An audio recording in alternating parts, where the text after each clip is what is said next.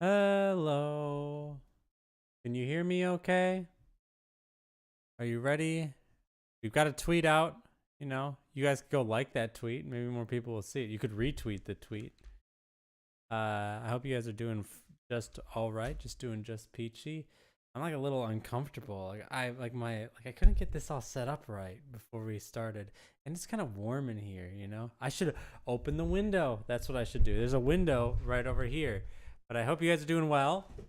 Opening the That'll help.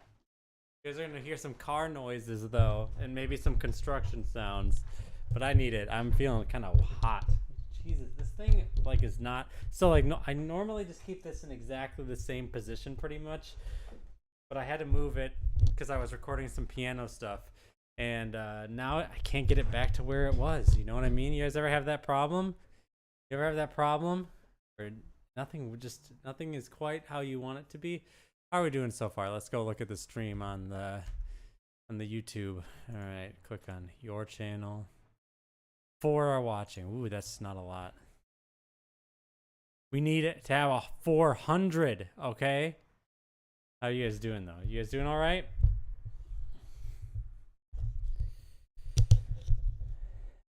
Let's see. Oh, it went down to 3. I don't want to look at that anymore. It makes me sad. No, it'll pick up. It'll pick up.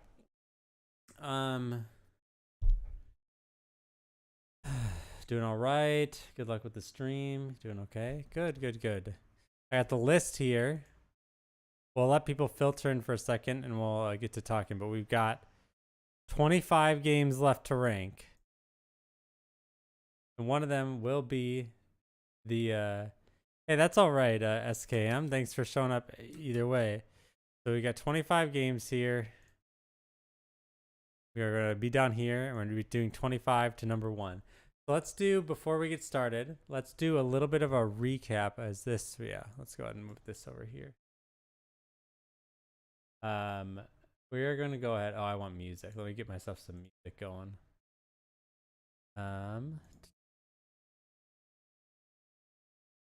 What should we listen to today, folks? What should we listen to today? Let's maybe, I don't know. Will this dox myself if I'm on Spotify on stream? I don't know. I don't know how anything works. Last week we listened to Baroque by Susumi Yokota. That's a really good album. Let's see. What should we listen to? Hi, Chariot Rider. Glad to see you here.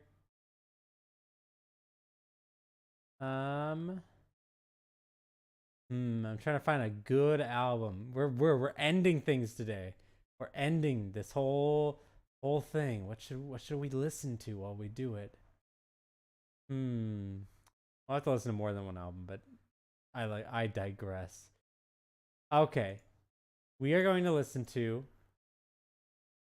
this album. So if you want to pull this up on your device, Masayoshi Takanaka's On Guitar. This is the Japanese lettering. You just need to look up Masayoshi Takanaka. Find the one where he's standing in front of a chalkboard with music. Okay, we're gonna go ahead and play that. All right, this is a classic album. Great album, fantastic. All right, let me know if the outside noises become too obnoxious or difficult for y'all to deal with. Okay, I can always shut the window. It's pretty easy. That's too loud for me right now. But yeah, so I recommend, I recommend this album by Masayoshi Takanaka. It's really, really good on guitar. Hi, Sophie. Good to see you. What is there like any significance to the color of people's names, or is that just like random? I don't know. Oh, and hi, Lexi as well. I don't know. Is Cat FM radio a literal thing, or was that a joke? I don't know.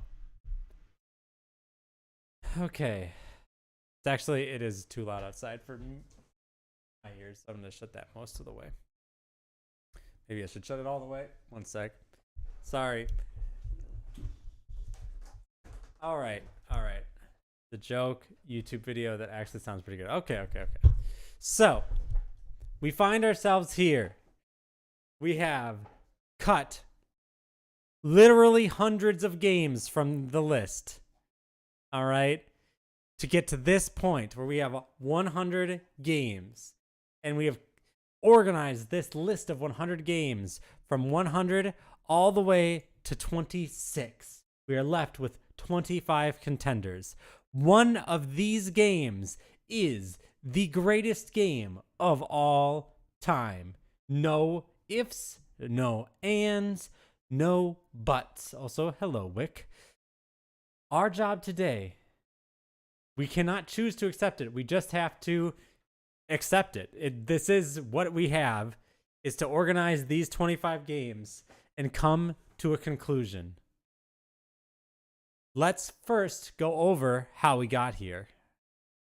I'm just talking about like in the list. So we have a list here of many different games. For about these bottom 15 games, we distilled what the worst games on the list were, and we did a March Madness style bracket where the worst game advanced through the bracket. From that, we got Gran Turismo 2 is the worst, the 100th best game of all time. which we did because it's like our racing game standing, because racing games are amazing. Yes, I can go ahead and share this link with everybody. Doxing myself. And bingo, there's the link. Enjoy. And so we then and we've got Space Invaders next. Space Invaders, classic arcade game. We've got Rogue, which is a classic, the progenitor of the roguelike genre. We've got The Sims. We got Colossal Kid Adventure. Right, these games are good. These are excellent games, but we typically found that they were mostly here for, you know, they lacked in one area. But maybe they're not the best game, right? Maybe they're just like they've aged poorly, or maybe they've got some other flaw, but they were still really good. They beat out hundreds of other games. And then we kept going, and as we kept going, we found it got more difficult because each game proves to be stronger and stronger. It's, you know, like we can, you know, and so you may disagree. You know, you may say, oh, World of Warcraft is way better than StarCraft 2, okay? But to me, you know, this ranking just kind of is a general guide to how important the game is. But now, you know, we got up to 26, and I would say everything up till 26, I'm not saying it's like you could just shift them around. No way, because otherwise all that work we did was meaningless. Things get better, but now we're at the cream of the crop. These guys, these I want to move my monitor up a little, and I'll move this down a little bit. You guys can hear me all right? How's everything sounds fine. The sound is good, I'm assuming. So now we've got to find a way to do this. Let's go ahead and just look at the last 10 games. The last 10 games were Chrono Trigger, Bloodborne, Super Mario Odyssey, Portal 2, The Beginner's Guide, The Legend of Zelda Majora's Mask, Ico, Getting Over It with Bennett Foddy, and one sec. And Black Mesa. I want to zoom in a little bit. Tetris number 1, easy. All right, so $1 million question is putting their money on Tetris. We'll see. All right, so what I want to do here is I spent a lot of time this week actually discussing amongst my own brain and with no other human beings how we wanted to finish this. I thought for a bit maybe we would do another bracket, right? Begin the top 100 or end the top 100 as we began it, right? With a nice bracket where we kind of pick a dream. Yeah, Radical Dreamers made the cut. It's right over. Where is Radical Dreamers? Yeah, it was the 84th best game of all time, right above Pathologic, right below Mario Kart Double Dash. So I spent a long time. I thought, maybe what we will do is do a March Madness style tournament. But I decided against that because I just didn't think it would have been a very satisfying way to end this all. So instead, I wanted to first do an exercise so we can get to thinking about ranking these games in a context that is different than our current one. So what I want to do is we started this whole exercise with some ground rules. I must have played each game, right? Or at least be very familiar with the game, like a Boku no Natsu-Yasumi. Then our ranking is a mix of 3 things. This is what's important: cultural and historical significance, how good the game is, and my personal taste. All right? Those were the 3 criteria. And so what I want to do, let's organize this top 25 by each of these categories. All right? So this is going to be cultural / historical significance. This is going to be the best game. And I'll define that in a sec. And then we'll say my faves. All right? This is going to be how we're going to do it for right now. I want to make this bigger. Gosh darn it. Why is it everything's so small? Oh, here we go. There we go. I mean, it was nice. Maybe 125 is maybe. Okay, well, now I'm like maybe 100% is good. All right. All right, so here we've got this works pretty much perfectly. All right. So Shotgun Monkey immediately makes an argument. He says, or I said he. I should not have said that. I have no idea what your pronouns are. I apologize profusely. Really, I'm sorry. I guess I gender monkeys instinctively. On this resolution, it's hard to read. Okay, that's fair. Let's go ahead and let's zoom in more. How's this? Is that better? We could also bold these, couldn't we? That might help. Oops. We deleted a game, Journey. Is that better? Is this better? Much better, says Nathan Chef. Okay. Thank you. I appreciate any feedback about the quality of the stream. Remember, I'm not a streamer. I'm a YouTuber. You know, I'm used to like editing every still and every shot and like making them all kind of look good. You know, but in a careful, controlled environment. This is just live. This is just insane. I don't, you know, I can't see it. Oh, and we can F11 here so that it'll look even bigger. All right.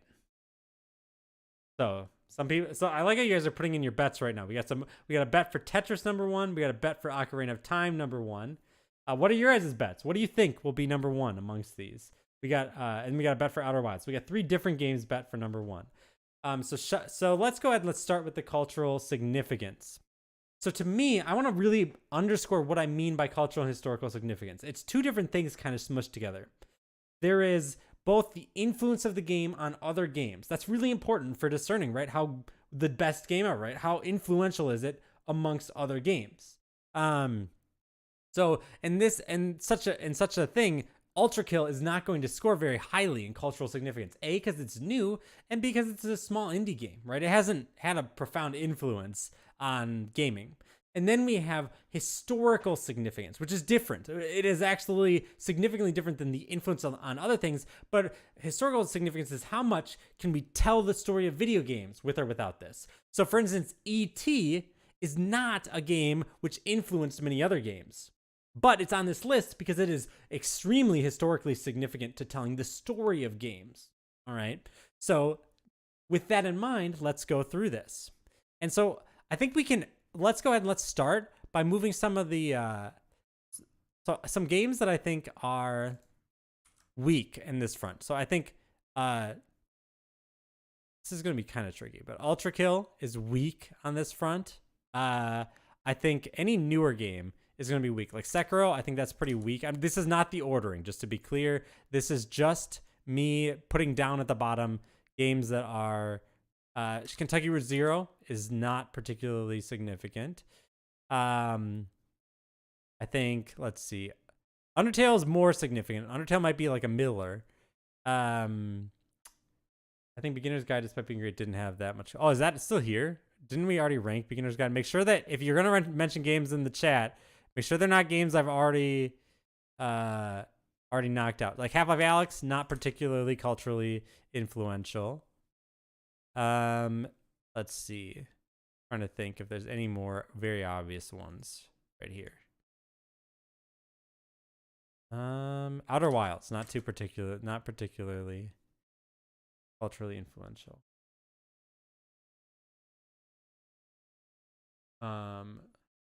Oh yeah. Well, Sophie, that's not on our bottom 25. Sophie argues Mario Maker is not that influential. I might disagree. I think Mario Maker is maybe not influential, but I think Mario Maker is extremely important. And I actually think it might be a little more influential than you're giving it credit for. It's definitely more influential than these games. We'll put Mario Maker in the middle. I agree that it's not like a top of the cultural, but I think like what Mario Maker represents is actually like I would put Half-Life Alyx above some of these games too, because what it represents, I think historically we can even say right now, is something significant. Hit little arrow to get rid of toolbar. What's the little arrow? This right here. There we go. Oh, is that better? Is that more enjoyable for you all? I think Undertale is going to be in the middle. I think Celeste is also going to be in the bottom. All right, so let's put games that would be up at the top. Journey's probably going to be in the middle. Maybe like, actually no, I think I'll put Journey here in this lower rung. So games that are culturally historical significant is definitely Half-Life 2. Silent Hill 2 is considered perhaps the greatest horror game of all time. Kind of hard to... I think Dark Souls, obviously extremely relevant. Doom, extremely relevant. Earthbound, probably in the middle. Final Fantasy VII is definitely very culturally significant. Got these two. Katamari Damacy is probably in the middle. Snake Eater is probably in the middle. I know Snake Eater is really influential and stuff, but at the same time, it's still the third game in a franchise, and it follows the franchise formula pretty specifically.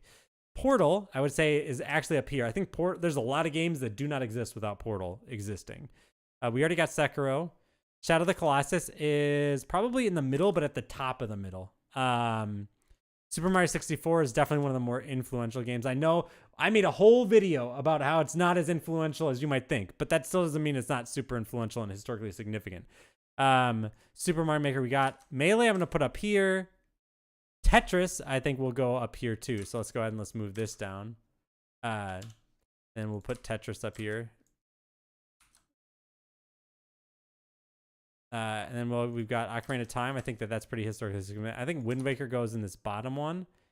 And I think DDR goes up here. So this is we've got a general gist here. I wish it was easier to organize these. Note, Willow, this is just alphabetical now. We've got kind of so we've got our 3 tiers. I think this tier ends here. So I'm going to go ahead and move this down here. Then we've got this tier, which ends, I think, here. Actually, no, I think Shadow of the Colossus remains there.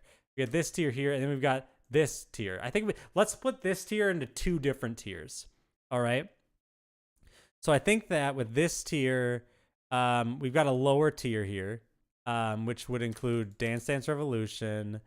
It would include probably Half-Life 2, probably Silent Hill 2. And like Dark Souls and Doom are they're just comparing Dark Souls to Half-Life 2 is Half-Life 2 is really good, but it's not even in the same ballpark in terms of Dark Souls is obviously a very historically significant game.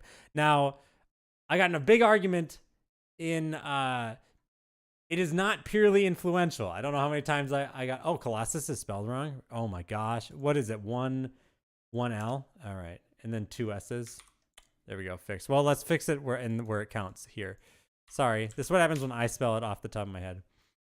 All right, Ocarina of Time goes up here. I think Tetris goes up here. I think Final Fantasy VII is probably. Let's go put Super Smash Bros. Melee is down here. Portal is down here. Super Mario 64 and Tetris are up here. All right, so now we've got our tiers. All right, these are our tiers, and we can argue whether something might deserve to jump a tier, but this is going to be our basic thing. Parker, will you be listing this on Backlogged? Would you like me to? I suppose I can once it's all done. I think I might have already promised to do that.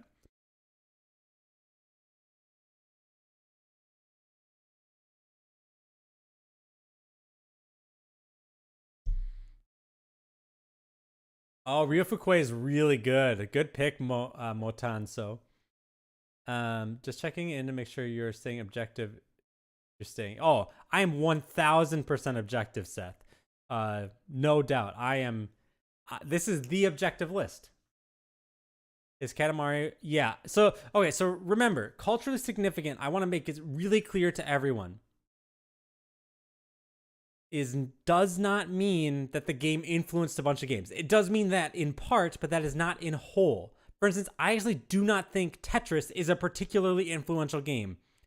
There are just not that many other games like Tetris actually out there. There's match 3 games, but I actually think they're just a completely different. I think if you remove Tetris from mankind, we still have match 3 games. We still have Bejeweled, okay? I'm not saying Tetris, but Tetris is extremely historical significant, right? As as an extremely popular game that sold many copies. It was a system killer app for the Game Boy and the NES, right? And it's one of the most addicting games ever. It's what most people reach for when they say perfect game. So it's been a dominant part of discussion. They made a movie about it, right? And so Tetris is whereas Doom is of all the games left in this 25, Doom is the one that most influenced other games. There's no doubt about it. But is it at the top of this? I don't know yet. But just try to understand that we're not just talking about influencing other games. Let's start at the bottom and let's organize these games. I think Ultra Kill is at the very bottom. We can't get around the fact that Ultra Kill is a pretty niche indie game. It's very much a me pick, right? It's yes, I know that there are other Face-Tris and Hat-Tris games. I also watched Hot Cider's video about the sequel to Tetris. I think I might have helped write it. Hey, Laser, that's okay. Ultra Kill is a 2020 first-person shooter that's extremely fast-paced. Many people have just described it as a mix between Quake and Devil May Cry. It is one of my favorite games I've ever played. It's just absolutely wonderful. Seth would swap Super Mario Maker for Super Mario Bros. No. We're not. Okay. Note: do not suggest any games outside of these 25. We have worked for literally 6 2-hour sessions already to get to this 25. We're not moving anything else around at this point. Just to be clear, just because we find a game. Remember, we still got 2 more things: my faves and the best game. And then once we do this, we're gonna organize the 25. So this is only one part of the equation, right? So just because a game is low, like Ultra Kill on this, doesn't mean it's automatically out. So I think that looking at this, I would put Half-Life Alyx at the top of this tier. Yeah, I would. I would put Half-Life Alyx at the top of this tier of these games, a lot with Kentucky Route Zero. Yeah, and then I would put Sekiro, I think, above Outer Wilds. Yes. All right. This is it. I think this is the list. It's a lot easier when you break it up into chunks. All right. Puyo Puyo and Dr. Mario wouldn't exist. Yeah, that's true. That's true. This is completely objective, Seth. So I think that this is a fair list for this tier list. This is mostly the newer games and mostly the indie games, which we can understand just are not culturally as significant because they didn't permeate a lot of people's imaginations and understanding of games. Like you can see that there's a clear difference between a Celeste and an Undertale. Undertale was a moment, right? Like Undertale was a moment in time. Everybody was like talking about Undertale, right? Undertale was everything. You're right, Shotgun Monkey. Many people have talked about Outer Wilds, but if we're talking about historical and cultural significance, Outer Wilds is just not that significant. You can tell the story of video games without Outer Wilds, right? I think it's moved a lot of people. It's a very good game. It's an incredible experience, right? Remember, anything in this top 25 has already gone through a rigorous experience to get to this point, right? Remember. And so we've got this is organized. Now let's organize this one. So we've got so my immediate reaction, the game that should be at the top of this is Earthbound. Earthbound is the game. In fact, I'm actually tempted to move Earthbound up here because I kind of view Earthbound in the Shadow of the Colossus Silent Hill 2. So actually, I'm just going to do that. So Earthbound immediately just gets pushed up to a different one. So we've got these 5 games. What would you guys say? What is of these 5, what do you think is the most culturally significant? And what is the least? Put a most and the least. I'm curious what you guys have to say. I really wish I'd refilled my water bottle before this. I'll probably have to get up and refill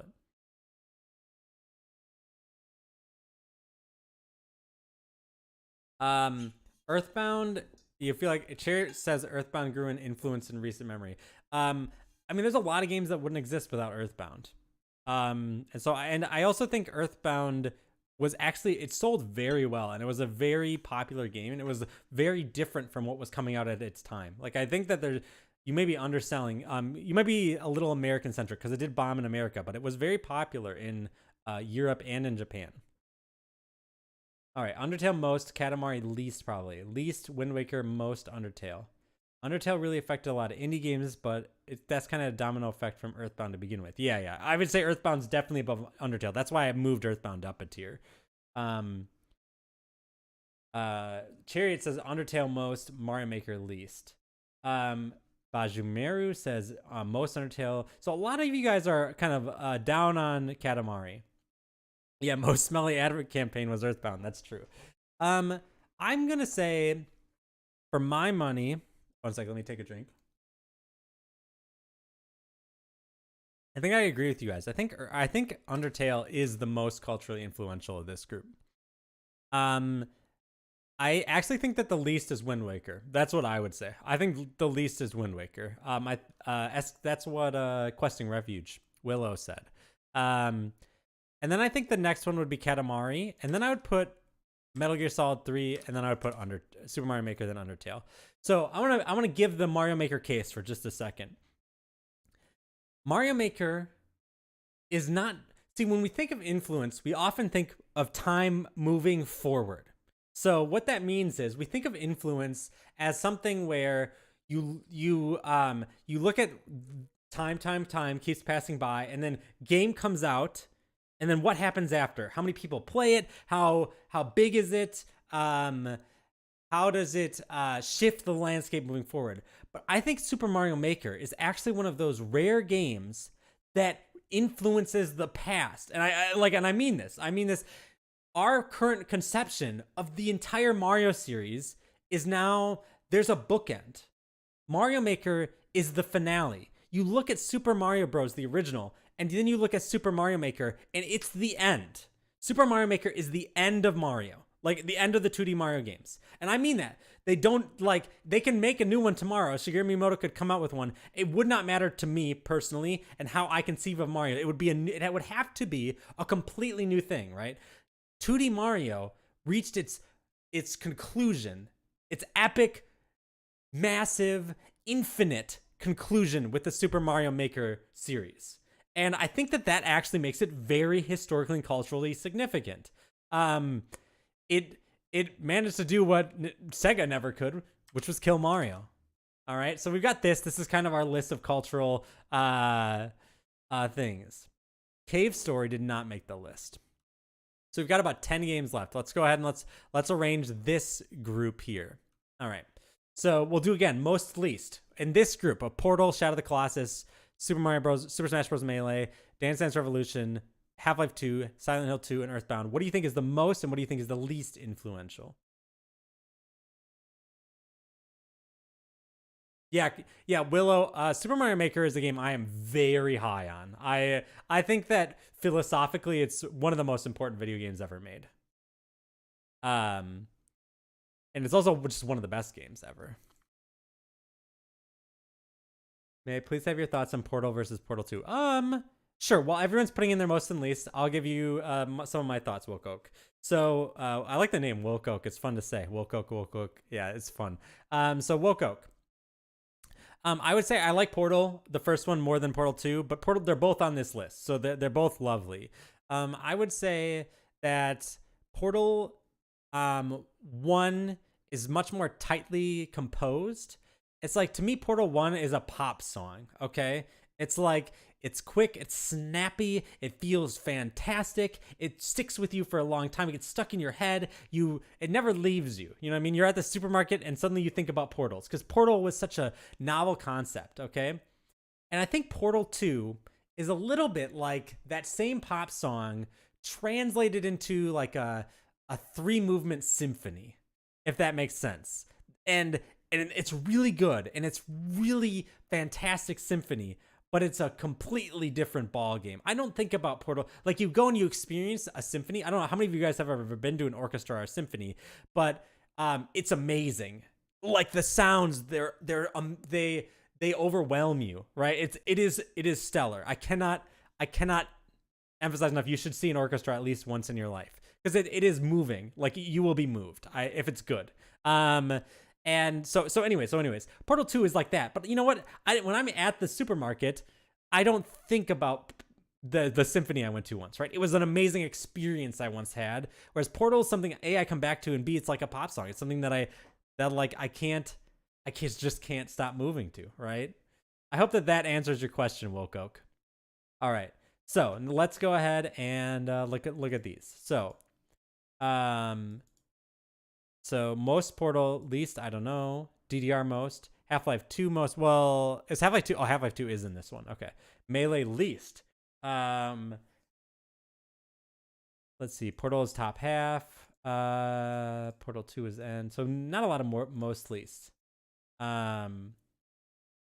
Willow says Earthbound's the most influential of this one. And they say it was very hard. So let me look at it. What game would I say is the most? So the game that jumps out to me as the most right away is actually Dance Dance Revolution.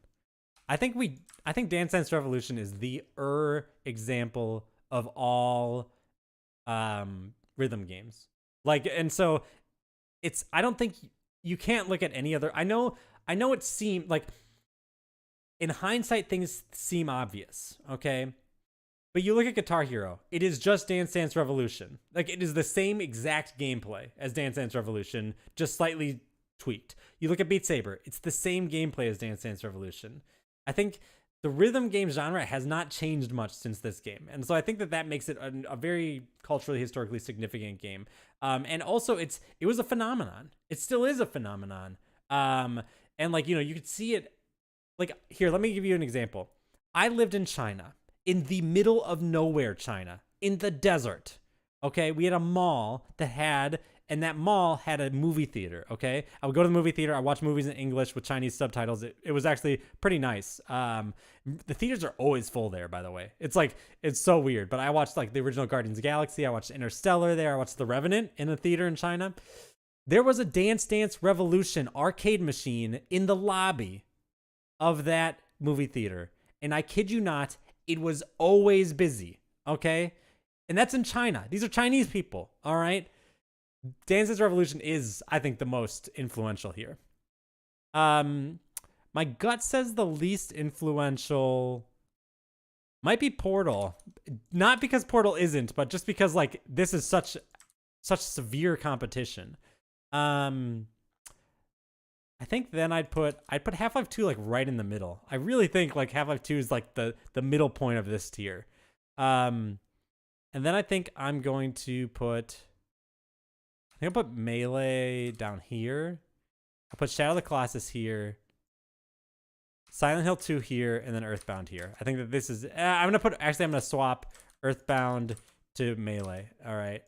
I think this is it. Yeah, I think this is it. In the middle of the desert, they have DDR. Man, you guys are popping off. What are we doing? What's viewer count? Someone tell me what the viewer. Oh, great question, Motonso.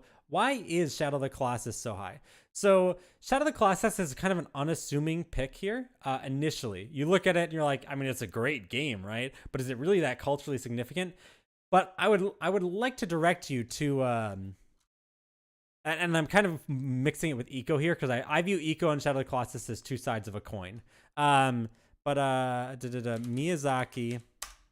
Shadow of the Colossus. This is just in a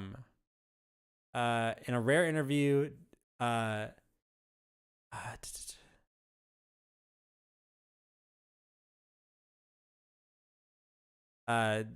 Hidetaka Miyazaki, for instance, said that Shadow of the Colossus and Eco like literally inspired him to make video games. Like, we wouldn't have Dark Souls without Shadow of the Colossus and Eco.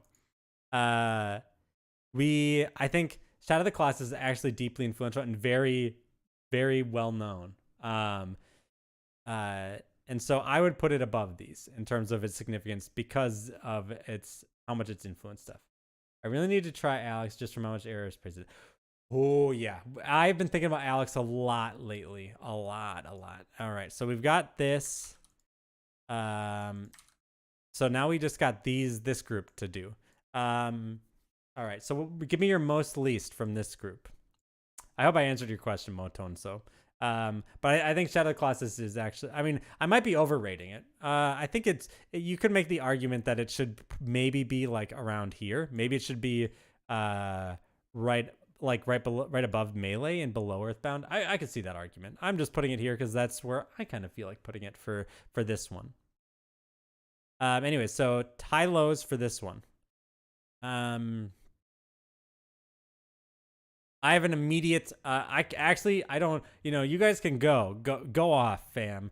What was your high low? But I actually like looking at this now. This actually seems really pretty easy to me. I think that Doom is number one. Right? Doom is the biggest game here in terms of significance. Like, I think that there's only, like, I think of all the games ever released, Doom is in, like, you're going to be hard-pressed to find even 3 games that you could say are culturally and historically more significant than Doom. One of those is E.T., though.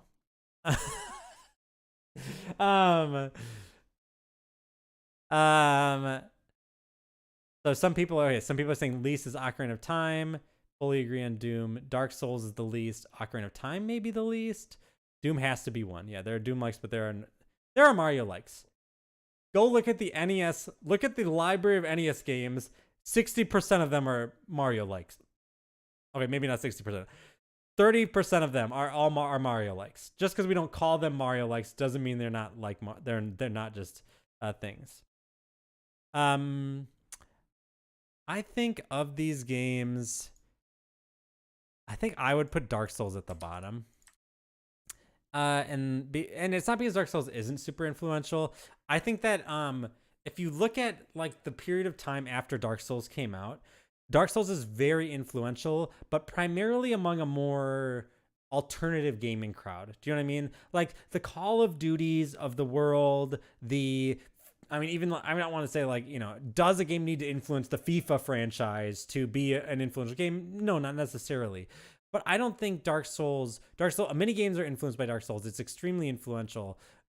But I think that Dark Souls it wasn't an event. It's something that grew slowly. And that diminishes its historical significance to a degree, right? And then I also think that Dark Souls, it hasn't permeated the greater, broader gaming landscape.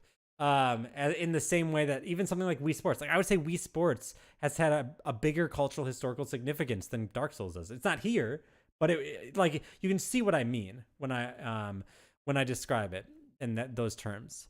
I think that the number 2 game here is Mario 64 actually, which it seems insane, but I think that I went into this a little bit in my Mario 64 video, which you should watch because it's my best video. It really is my best video. But I think that Super Mario 64 is it maybe didn't influence so much all the 3D platforms. Like we don't have it's not like Doom, right? Where you have all these Super Mario 64 like games that are like it. But I think that Super Mario 64 for a lot of people, myself included, is when 3D meant something. And I think that that's meaningful. Like Doom and Super Mario 64 are the 2 games that to me most symbolically represent the transition of games from 2 dimensions to 3. Yeah, Mario 64 has a big influence on speedrunning. Like there's a lot of different facets of Super Mario 64. I think Liam Triforce describes it as more than a game, right? And I feel like that's true. And Doom is the same. Doom is more than a game, and that's what makes it more culturally significant than these other games. I think next I'm gonna put Tetris. I think Tetris obviously is just a huge culturally significant game. Almost everyone's played it. Sure, I personally think that some people will overrate it. I think some people will call it the best game of all time. Maybe it'll be our best game. I don't know yet. But I do think Tetris deserves to be placed very high on this culturally significant list.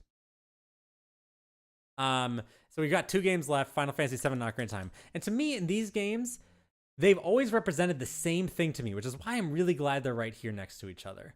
Ocarina of Time and Final Fantasy VII are both games where I feel like mainstream AAA gaming like grew up. You know what I mean? And it's very interesting to me. And the next elaborate review is on Ocarina of Time. I'm working on it right now. I've written about 6,000 words of the script so far. I've got a ways to go, but I'm working on it. I think that both of these games represent something for gaming, right? Ocarina of Time literally as a child growing up into an adult. And on Final Fantasy VII is like it's like the other Final Fantasy games are serious, right? Like Chrono Trigger is serious, but there's something more visceral when you literally see Sephiroth descend from the heavens with his blade, right? In like a 3D space. There's a feeling that there's nothing like this. And I think personally, I'm going to put Ocarina of Time slightly above FF7, but it really is like it's a Sophie's choice. There is not a right. I think that of all of these, this is the one where I could easily go either way. In fact, I've already changed my mind. I'm going to put Final Fantasy VII above Ocarina of Time.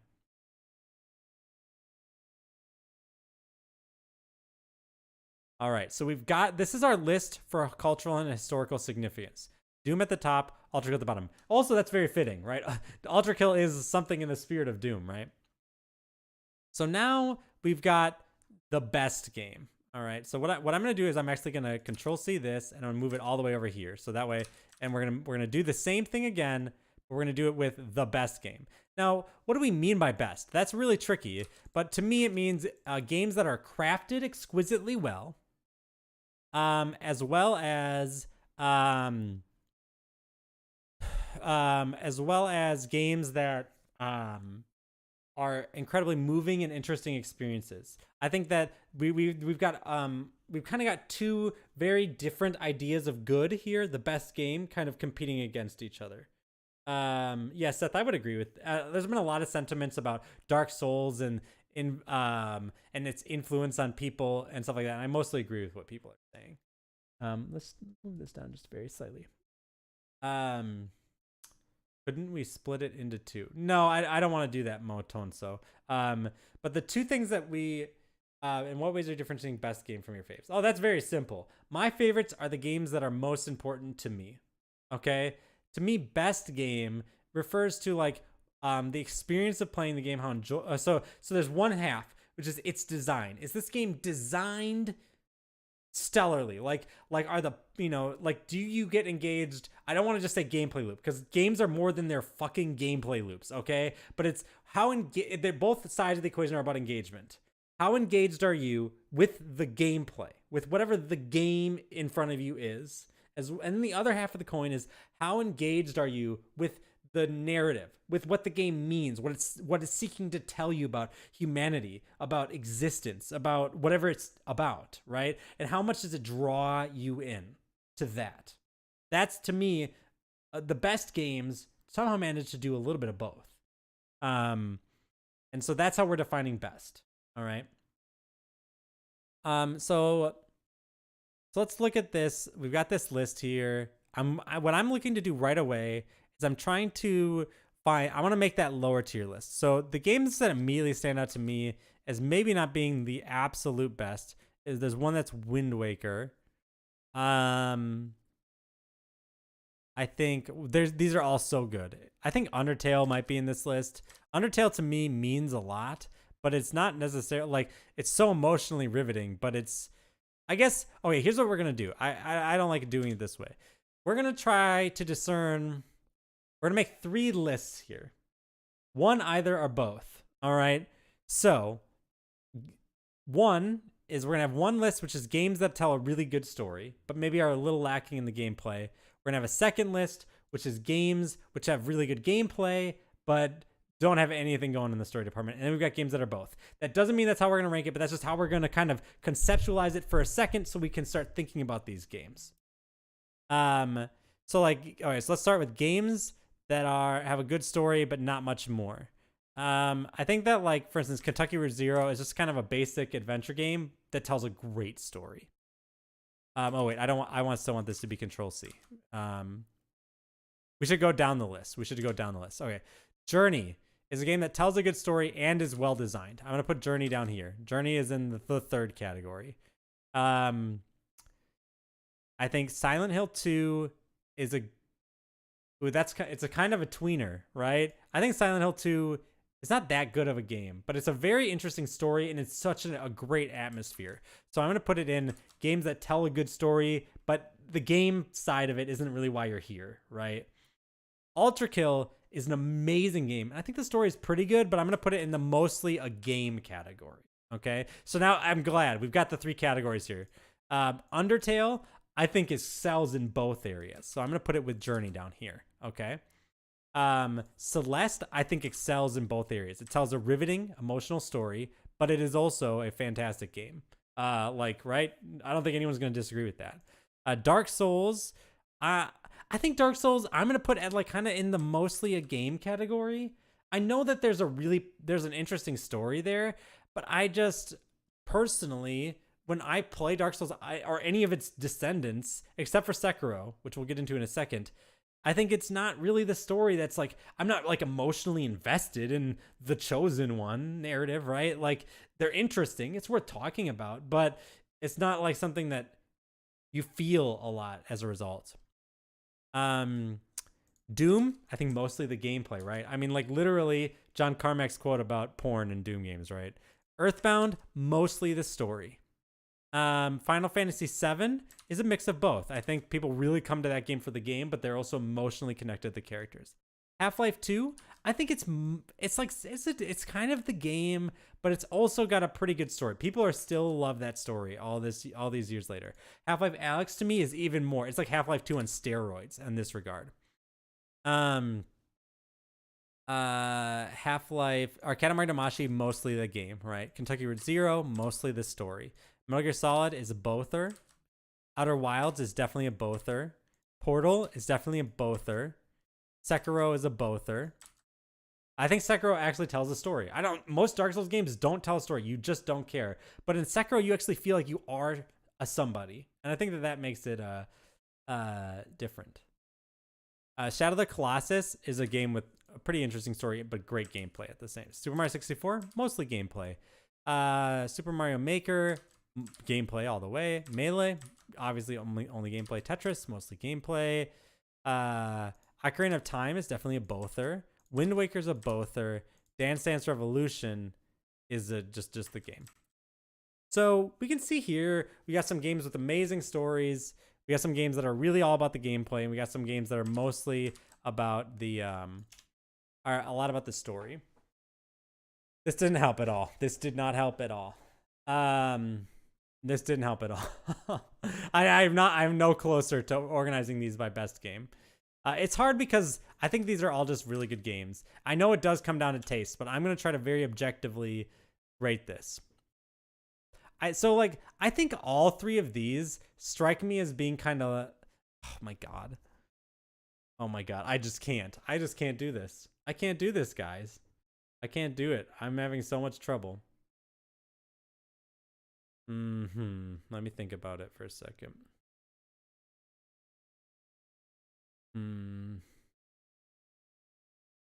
Turns out defining what the best game is hard. So what we've been talking about up until this point when we say best game is we have been saying, quote unquote, pound for pound. That's the idea. Pound for pound, how good is this game? I think I can do this. I know what I'm going to do. All right.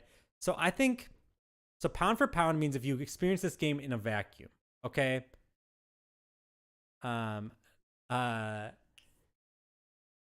you explain why you liked about Kentucky Route Zero? I struggled to get into it. Sorry if people are asking questions. You can ask them again if I never answered it. Could you explain why you liked Kentucky Route Zero? I struggled to get into it, but I really want to love it. I think to me, Kentucky Route Zero is the closest modern games have gotten to modern literature. There's a couple games that do it too. But like to me, like a game like Celeste, it's a great story, but it's not literature. And I'm sorry if that offends anybody, but it's the same thing with like Undertale, same thing with even Journey or Half-Life Alyx or Metal Gear Solid 3. Metal Gear Solid 3 is a movie, okay? That's the story it tells you. It's a movie. It's a piece of cinema. That's the kind of story it's trying to tell. Literature, modern literature, contemporary literature, it tells a story, but it's also about so much more. And I feel like Kentucky Route Zero engages with aspects of our existence that most of these games just don't even come close to. And so I agree. I mean, I have had trouble getting into Kentucky Route Zero, but Kentucky Route Zero stays with me. Like I think about things about Kentucky Route Zero all the time. I think that it is a piece of modern literature, and I think that that's why it's so high. Chariot, I think the game that might change your mind is Kentucky Route Zero, but I think you've played it. Have you read Umineko? I have not read that. Let's look and see how many of you guys are here hanging out. It seems like quite a lot because chat's been hopping. 15. That's wonderful. Thanks, guys. Thank you for being here. Okay. All right. So, pound for pound, games good. How good is the game? That's what we're gonna do. Okay.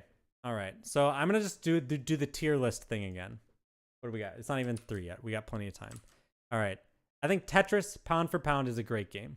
Yes, it doesn't tell an amazing story, but it gives you space to think about your own life while you play. Find yourself get lost in those blocks. It's like Minesweeper in that way. pound for pound, Tetris is a fantastic game.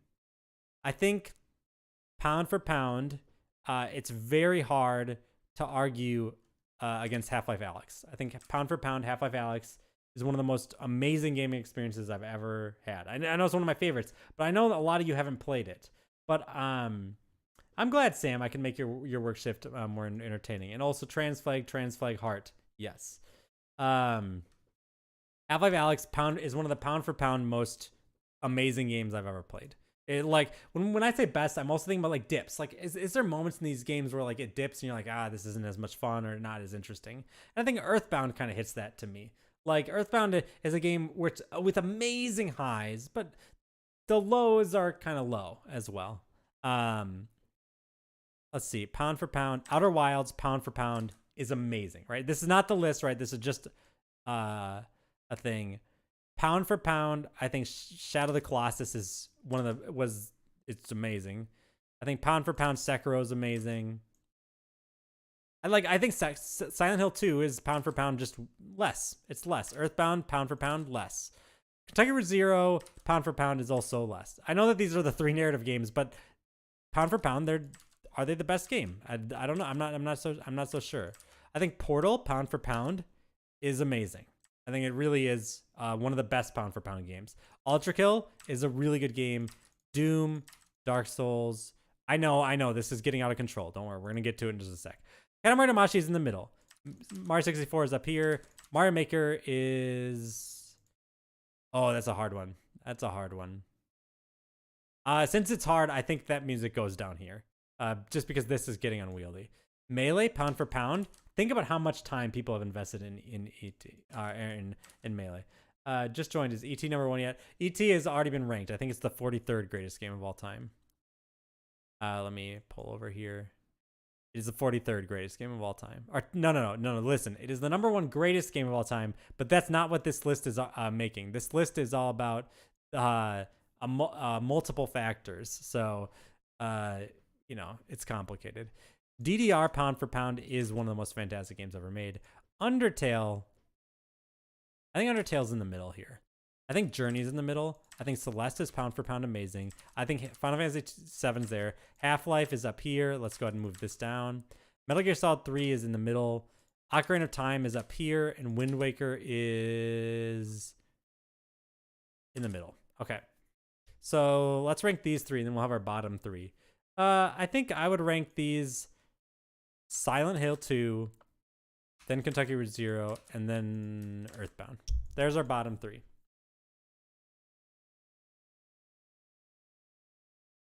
It's not percent perfect. That's the wrong way to think about it, because there's no such thing as a perfect game.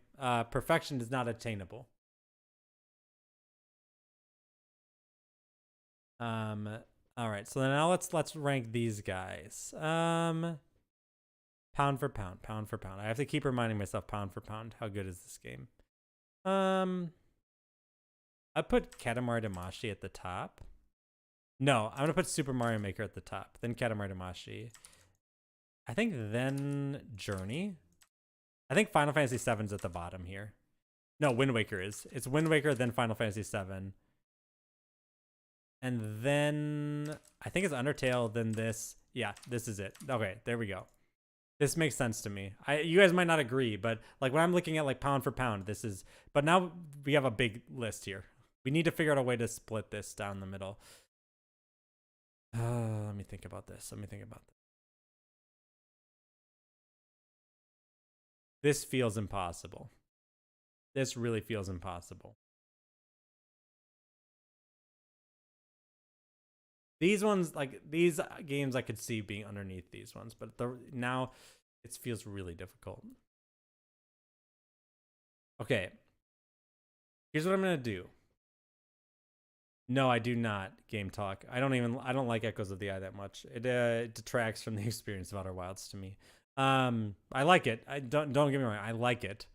I just don't think doesn't hit the echelon that the base game does. Okay. I'm going to put myself in the shoes of someone who has played all these games but is not me. Someone who is a blank slate, someone who has played these games and only these games. Someone who is not taking into any account their emotional connection, who they were at the time, how it might have changed them, or anything like that. Just looking at these games as an experience, because that's what games are. Games are an experience that you have. I'm going to look at each of these games now. I'm going to imagine myself as somebody who just experienced them and then popped away into the void. All right, Ultra Kill's at the bottom.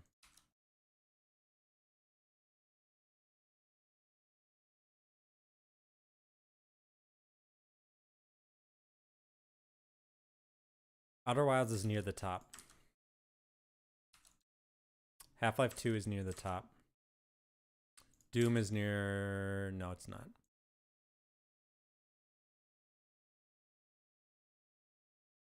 Celeste is near the top.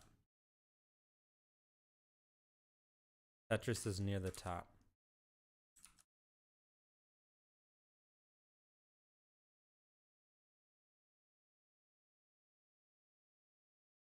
I think Dark Souls is actually kind of near the bottom.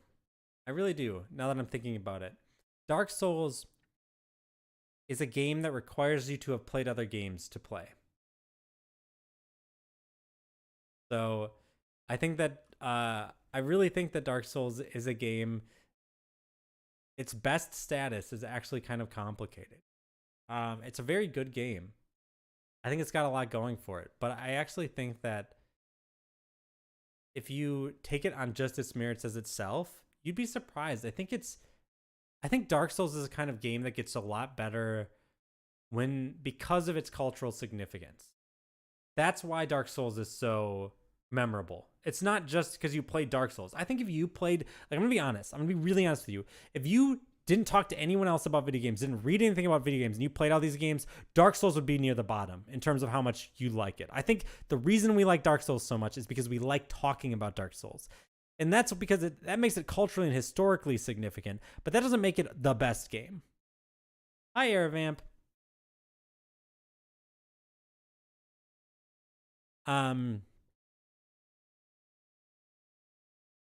I think Sekiro struggles with the same thing, actually, but I think it's better than Dark Souls, pound for pound. Portal, I think, is in this secret super police. This is me being, I'm gonna put Half-Life Alyx kind of in the middle here. Put Shadow of the Colossus in the middle. I'm gonna put Doom in the middle. Mario 64 in the middle. Melee is down here with Dark Souls. DDR is up here. And Ocarina of Time, I think that's in the middle. All right. So we've got these kind of 3 tiers, right? So let's go ahead and let's throw these guys down here. I think it goes... Yeah. I think it goes... Because Melee... Like, think about Melee. It's not the best game. Melee is like kind of a happy accident, right? Right? Correct me if I'm wrong. Melee is kind of a happy accident. The fact that it's so beloved is almost because it's not a good game, right? Because it's broken and messed up and ugly. It is the best fighter. I mean, according to this list, it's the best fighting game ever made, Soyborn. But it is also, it's a wonky little mess. So it goes down here. And then I think it's Dark Souls, and then I think it's Sekiro. Now let's organize these guys. I think with these guys, I think Shadow of the Colossus is messy. I think Super Mario 64 is kind of messy. Yeah, I do. And then I think it goes Doom, Uti, and Half-Life Alyx. Okay. Now we're getting somewhere. Now we just got these games here left.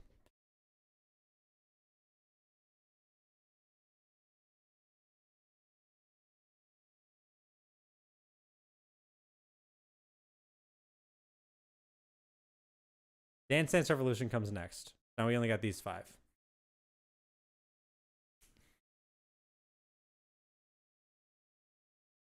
I think it's Portal. I think Portal's the best game. I think Portal is the best game. Yep. It's funny how all these have short titles. It's Portal. I'm sorry if I need to maybe explain myself a little bit more. I think Portal is the best game because if you try to imagine yourself, I think anyone can play Portal and anyone can enjoy it. Portal has so much going for it, right? I'm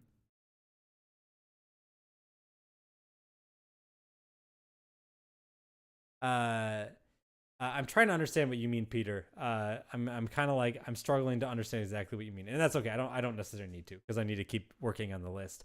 But I appreciate you joining the chat and saying something that I think seems very thoughtful. Yeah, Baju Mero, I agree. Dark Souls would be nearly incomprehensible in a vacuum. So why is Portal? I think Portal is a game where if you think about anyone, anywhere, your mom, your dad, yourself, somebody who's played a lot of games, someone who's played very few games, I think Portal is a game that is just like, it's video games. It's a game, but like it has so much, it's so compact, it's so tight, it's so wound up with so much. And I think that there's something, it's lightning in a bottle. I really think Portal is lightning in a bottle in a way that really might make it the just quote unquote best game. I think that really is the case. But now here's the ironic thing. I'm going to go in the complete opposite direction with the next pick. You would think, based on the Portal criteria, that I would say Tetris is the next best game. Because Tetris is another game anyone can play. But I actually think Outer Wilds is the next just best game. But for a completely different reason. Outer Wilds is really hard and arcane, and I know a lot of people bounce off of it, right? But I think that anyone who earnestly plays and enjoys and then completes Outer Wilds, I have never seen anyone who then isn't just moved. Like, you don't need to talk to anyone else about Outer Wilds. You don't need to consult any guides. It's an extremely emotional, personal experience that anyone can have. And the puzzle is so satisfying to beat. And I don't think any game comes close to doing what Outer Wilds does. Whatever it is that Outer Wilds does, it does it so well. It does it so well. And that's why it's gripped so many people. Then I think with these last three, I could really go in any direction. And so I'm going to be a little controversial. I'm going to say Celeste is the next one. Because I think Celeste is really emotional experience, but it's kind of like a mix between what makes both of these great. And then I'm going to do Half-Life 2, and then I'm going to do Tetris. I think Half-Life 2 is another game where like anyone could play Half-Life 2 and be like, holy crap, I can't believe I just had this experience. I agree with you, Phantom Kidding. You have to be engaging with Outer Wilds to get to its end. But I'm viewing these as complete, right? If I'm talking about best games, I have to imagine them complete start to finish experiences, right? So somebody who bounces like off Outer Wilds, maybe that means it's not a good game. But if I take anyone who's completed Outer Wilds, I don't know, is there a dry eye in the house when you finish that game? Do you know what I mean? I just don't think so. All right. And so now we get to maybe your guys' favorite portion of this, and definitely my least favorite of these. And now we can actually Control X these. My favorites. What are my favorite games here? This one, none of you guys can tell me what my favorites are. So let's compose a list of. I'm just gonna do a boring list. We're gonna do 3 tiers again. 3 tiers at the start. All right, games that are just like, so these are like my absolute favorites. These are games that I really love, and these are games that maybe are here and I don't love, because there are games on here that aren't my jam. So let's go ahead. A Journey is a middle game for me. I had a pretty emotional experience. I love Journey. Silent Hill 2 is mostly here because of you guys. It's not here because of me. Ultra Kill is one of my favorites. Ultra Kill is on the list this high because it's one of my favorites.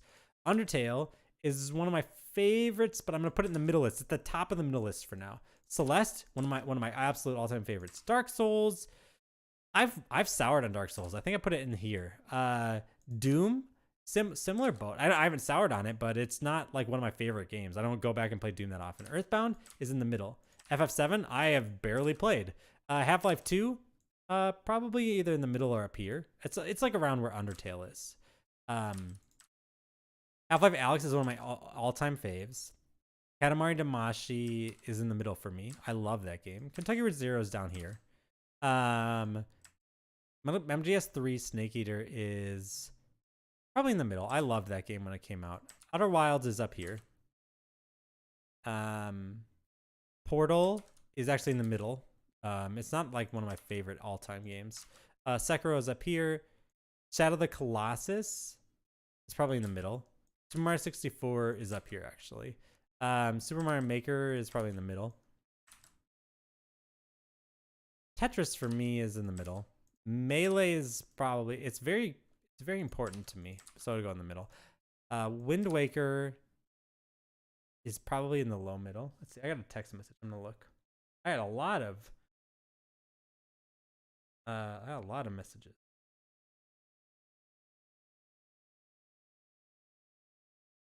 Sorry. Okay. Sorry. Ocarina of Time goes in the middle.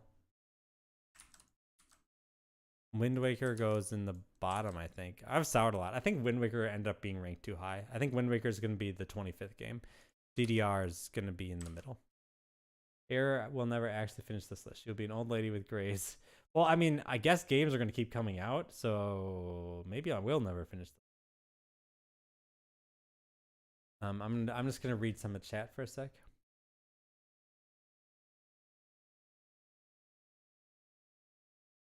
All right.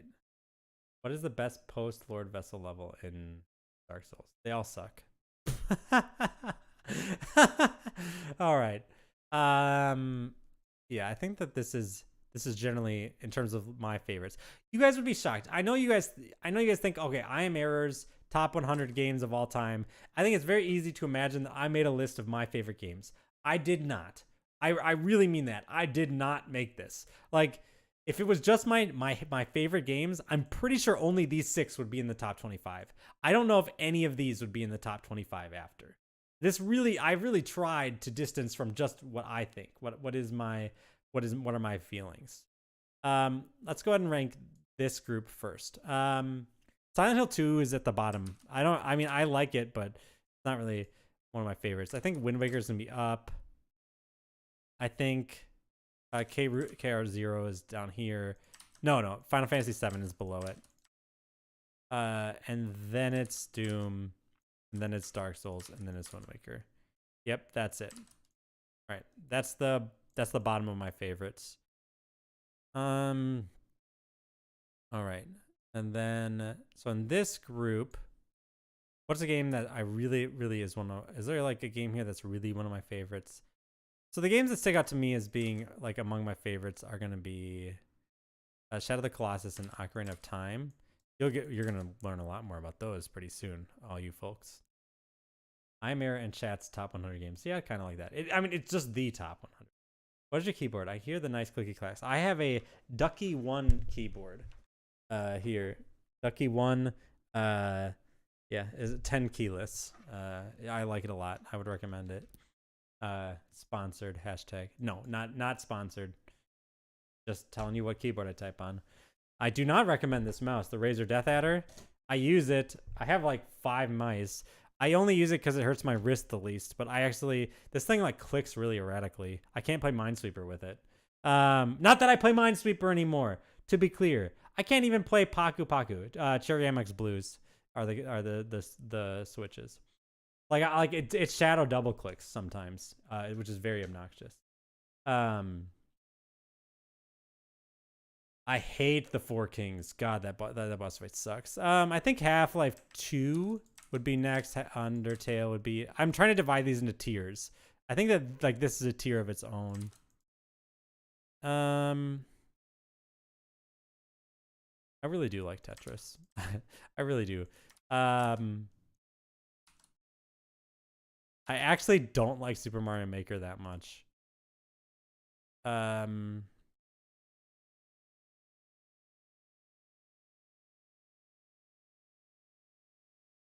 seeing it. I'm working on it right now, guys. I have a vertical mouse. I use it sometimes, but it actually hurts my wrist more. I like people say like, oh, it hurts your wrist less, but I actually experience more wrist pain after using a vertical mouse. Wick, I've had blue switches for like 7 years. I guess at some point maybe I'll regret it, but I still don't. Like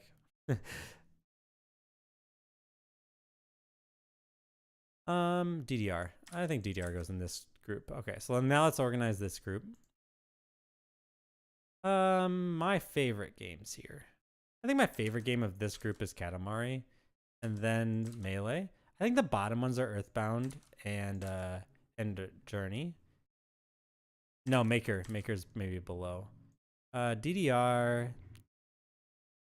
DDR is right above Journey. Portal's right below Melee, and MGS3 is here. All right, there we go. So these are my those are my favorites from that. And now we've got these. I've never thought about what my favorite game is. It's not a thing I think about. Of these 5, which one is my favorite? My favorite game of these 5 is probably under Shadow of the Colossus. Okay, I think it's Shadow of the Colossus, then Undertale, then Ocarina of Time, then Half-Life 2, then Tetris. Yeah, that looks about right. It's annoying when I mess up that. Okay, then we got these guys. Oh, what's my favorite of these? Yeah, my favorite's Half-Life Alyx. That's my favorite game, I guess. And then Celeste, and then Outer Wilds. And then is it Ultra Kill? It's Sekiro and then Ultra Kill. Purely because Ultra Kill gives me headaches because it's Ultra Kill. Yeah, this is it. All right, there we go. We got it. Now we can collate these 3 lists and look at them and use them to determine what the best game of all time is. All right, so let's go ahead, move this here, move this here, and then we got to move this here. So, yeah, Alyx is probably my favorite video game. Which I know is like maybe comes as a shock to some of you people, but it's true. So now we have this amalgamation, 3 lists of the same 25 games. I think what we want to do is we want to look at these the bottom of this list here. Are there games down here where we can be like, oh yeah, that game's pretty low? So a game that strikes at me right away is Silent Hill 2 is at the very bottom of 2 of these. But it is up here. So that's where Silent Hill 2 is. Now let's look at where Wind Waker is. Wind Waker is down here. Is there any other game that kind of like hits multiple spots in the bottom? No, I'm not going to do points and add them up. Yeah, we want to adjust, but I think for now, let's not do that. Kentucky Route Zero is also down here.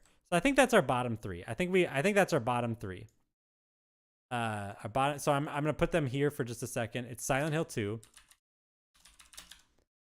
Wind Waker, and Kentucky Route Zero. I think that's our bottom 3. And once we can just eliminate them from the list once we get them. I'm trying to see, is there any other game you guys are seeing that you're like, oh wait, that's a game that doesn't have any highs? Mario Maker is pretty low, right, across the list. Where's the other Mario Maker? Where's the other Mario Maker? Yeah, Mario Maker's pretty low too. I guess we'll go ahead and we'll put Mario Maker here as well.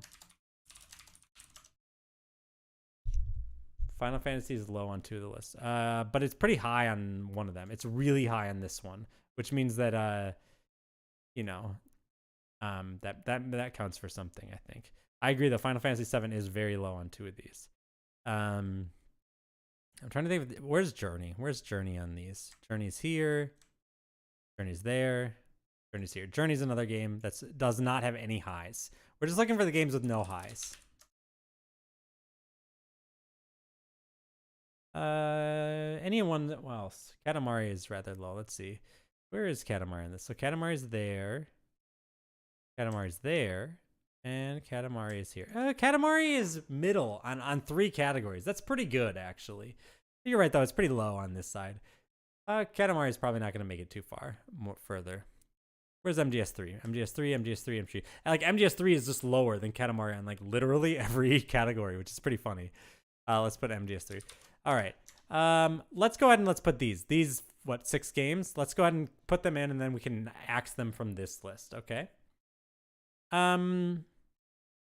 I think Kentucky Route Zero makes for a very good number 25. So I'm gonna go ahead and that Kentucky Route Zero gets 25th. And then I think it's actually no, I'm gonna put it at 24th, and I'm gonna put Wind Waker at the bottom. I really think like doing this, like Wind Waker feels like the bottom of this. Like of all these games, Wind Waker is very consistently the game where I'm like, this doesn't feel like it belongs here. I think, yeah, that's how I feel. I actually feel like Wind Waker maybe should be like in this area, to be completely honest. Like I actually think it's like it's better than Omori and worse than Chrono Trigger. Actually, you know what? It's my list. I guess I can do whatever I want, right? Better than Omori, worse than Chrono Trigger. So here's what we do. We do this. We put that there. Everyone else just got a buff. Wind Waker gets bumped down to the bottom. I think that makes a lot of sense to me. So, all right. So some people are like, hell yeah. Yeah. Well, I'm glad. I think Silent Hill 2 is the next one. Let me go ahead and find it here. I want to get this version because it's got the year, right? And then I think I'm going to put Mario Maker at the top of these, and then these two at the bottom. Let's put MGS3 above Journey. There's Journey. See, it actually did make things easier, didn't it? And then where's Mario Maker? All right, now let's eliminate those 6 games from the list here. So goodbye. Where are you, Silent Hill 2? There you are. Goodbye. MGS3. Oops. KR0. Wind Waker. So you can see we're mostly eliminating only things that were down here. What were the other ones? Shoot. We got Mario Maker. We didn't get Journey yet. Mine's super on brand at 25. Yeah, that's probably true. Journey. We got them all, right? Let me check. 1, 2, 3, 4, 5. We did not get them all. What one are we missing? There were 6, right? We got 5. 1, 2, 3. 1, 2, 3. We got Wind Waker, so it's one of these 3. Which one of these did we not get? Or am I missing? Oh wait, no. Was it the bottom one here? Shoot, what am I missing, guys? Help me. I'm an idiot. Mario Maker. Oh, okay. Thank you. You are beautiful and lovely and perfect. Never change. All right. Now let's recollate these lists. Is that right? Someone who knows what collate means. Is this what collating is? Interesting that we got rid of a lot of the games that we deemed as not the best. But I guess it's really games that were low on all of these. All right. So let's look at this again. Same kind of thing. What games are kind of low here? What do you guys think? We ideally, like, the thing to note is that if something hits the highs, it's probably pretty high on the list. But let's look at, I think Doom is an example of a game like where it's high in one area, but then it's got like a high, a middle, and a low. That doesn't mean it's going to be in the next cut.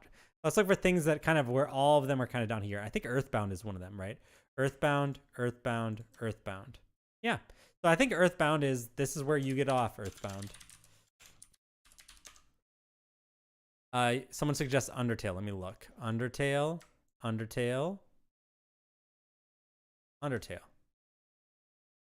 That's a good point. I think that's probably a good point. Undertale is probably maybe next. I think this might be where Ultra Kill gets off. We'll see. I'm gonna reserve that judgment for just a sec. FF7. So FF7 is very low on 2 of these, which maybe is enough to get it knocked out. I think so. I think that this is where FF7 gets off. Yeah, FF7 is similar to Ultra Kill, isn't it? But I do think Ultra Kill is actually a little higher. If we were counting up scores, Ultra Kill would be a little bit higher. Let's just look and see if there's any other games that are like all stuck down here. Like I think Melee is like all down here, right? None of Melee's get in the top like 10. 1, 2, 3, 4, 5, 6, 7, 8, 9, 10. None of Melee's are in the top 10 of their thing. So I think Melee's in this next round of cuts. Anything else? Where's Shadow of the Colossus in here? Shadow of the Colossus is all in the middle here. Maybe Shadow, I think. Oh, Katamari. Katamari here. Katamari there. Katamari there. Okay, I can see Katamari.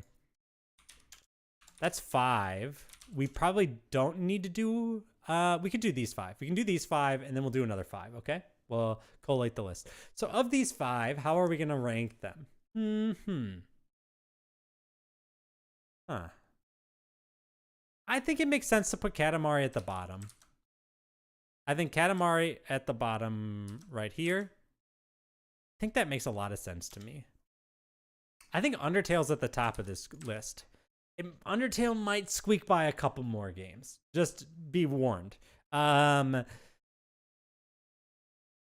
think it goes no, actually, I think FF7 is below Katamari. Yeah, this feels good. FF7, then Katamari, then Melee, and then Earthbound, and then Undertale. And putting Earthbound and Undertale next to each other, that feels good, doesn't it? Doesn't it feel good?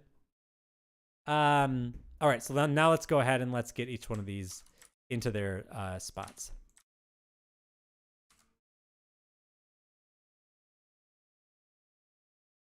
Where are you, Undertale? All right, now let's eliminate these 5 games from these from the list here.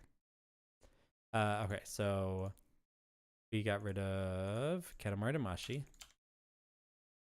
We got rid of Undertale. Oops. We got rid of Melee.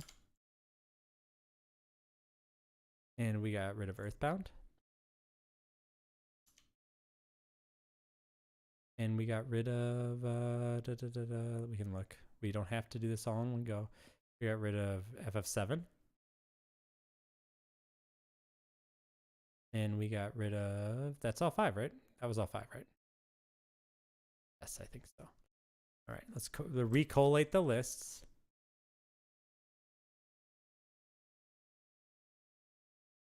Well, Undertale is actually worse than Earthbound. It's true. Undertale is worse than Earthbound, but it's somehow ranked higher here. I think it makes sense. I think Undertale is worse than Earthbound, and it's also better than Earthbound. Here's what I'll say. Okay, if you meaningfully, if we're talking about the emotional experience of playing these 2 games, this is actually this is a good point. This is something for all of you to kind of think about. This is something for you to chew on over the next week.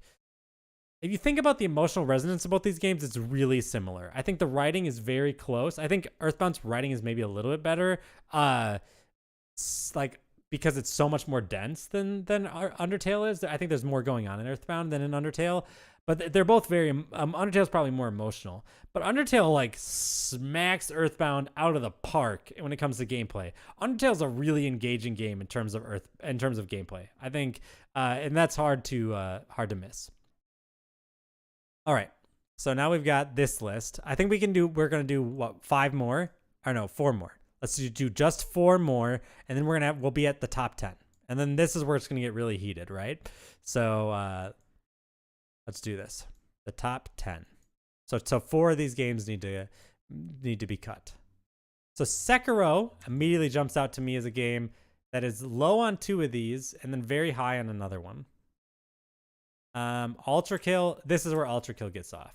Ultra Kill is not making the top 10. It is the bottom game in 2 of these. So we're going to put Ultra Kill here. Ultra Kill and Dark Souls are very low. Let's see, where is Dark Souls? Well, Dark Souls is pretty high here, but Dark Souls is very low overall. I think I like the idea of putting Dark Souls not in the top 10, so that makes me feel better. Let's see. Doom is both play off in fun and JRPG, but Undertale does a lot more with the tension and more consistent. Yeah, I would agree with that.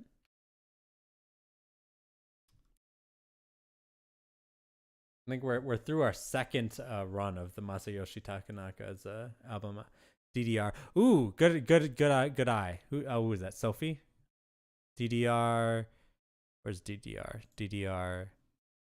Well, actually, DDR is pretty high. DDR is in the, I think it's in the top 10 actually, but maybe not. Maybe we'll get there. We'll get there. Let's just look at this. Keep looking at it. Other games that are in the Dark Souls and Doom, or Dark Souls and Ultra Kill are in here.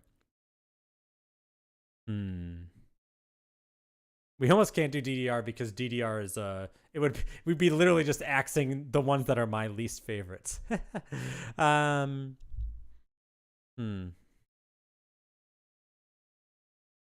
Ultra Kill and Dark Souls are exact inverses of each other. Oh, really? Oh, Ultra Kill,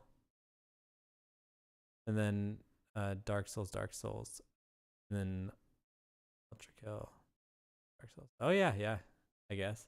Sekiro maybe. You're right. Sekiro is very low on. Yeah, all right. Sekiro it is. We need one more. We need to axe one more before we make it into our top 10 games ever made.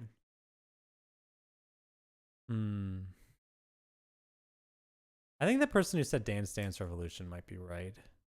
Honestly. Is there a game here we could... Ocarina of Time. Ocarina of Time... If we look at Ocarina of Time versus DDR, DDR only beats Ocarina of Time in one area and then loses in two other ones. So...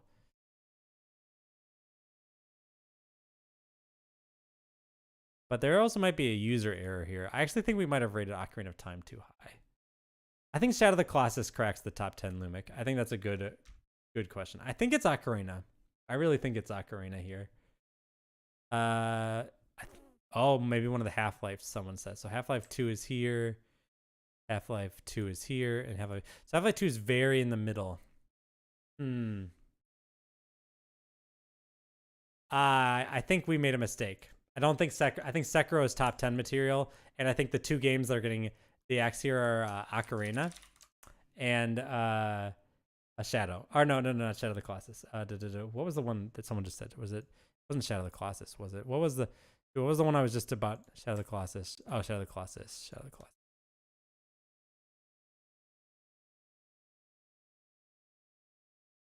Oh no, one of the Half-Life. Half-Life 2. That's right. Thank you. Who said me? Sophie.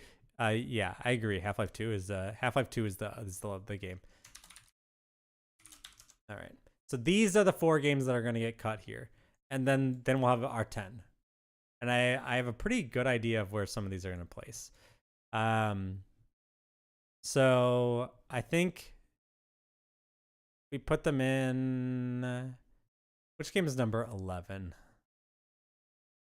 I think Ultra Kill is right above Undertale. No, Undertale. I told you guys Undertale was going to be sneaky. I told you guys this. Undertale's better than Ultra Kill. And then I think Undertale's better than Dark Souls. Yeah, yep. I know. Everyone hates me. I don't, for disliking Dark Souls or whatever, but this feels right. And then it's Ocarina, then Half-Life 2. No, Ocarina is number 11. There we go. Undertale's better than Ocarina. That's your opinion. But according to this list, which is the objective list, actually you're wrong.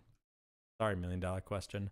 But we'll see if you still believe that that take after the next elaborate review. So now we have the top 10. So let's eliminate the games that we just eliminated, which are Ultra Kill, Dark Souls, Ultra Kill. We got Half-Life 2. We've got Ocarina of Time. And then we eliminated one more game. What was the last one? Or was it only 4? It was only 4. I think we got them all. No, we didn't. We did not get them all. What are we missing? We got them all, right? 1, 2, 3, 4, 5. 1, 2, 3, 4, 5. Okay. Will you guys excuse me for one moment? I really need water. I'm feeling very parched. Okay. I'm just going to go fill up my water bottle and then I'll be right back. Okay. So while we're doing while I'm doing that, why don't you tell me which game you think is which game? Give me 2 games you think are 10th and 9th. That's what I want. Okay.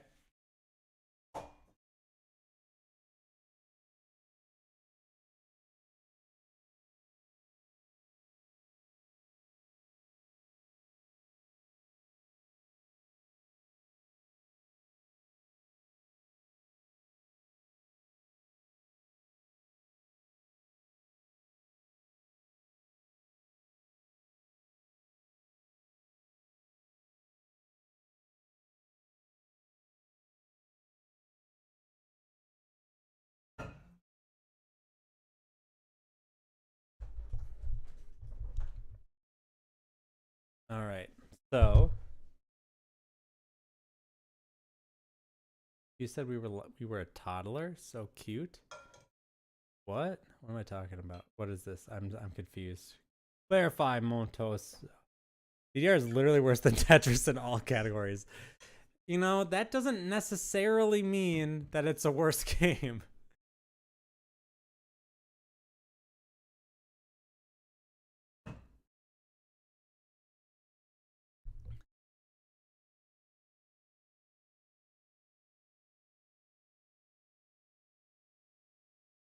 Sekiro is skewing lowish. All right, so yeah, people are saying Sekiro is kind of skewing down to the bottom, but yeah, I can see that.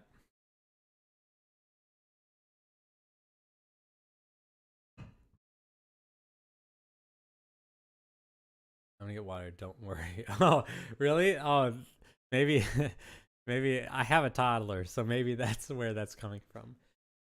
I also have a running. Oh no, I don't. My tissue box. It's empty.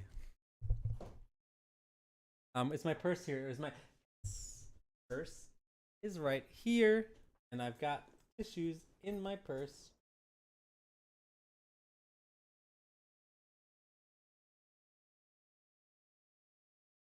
Ooh, and there's only one tissue in here, guys. This is a miracle. This is a miracle. All right. All right.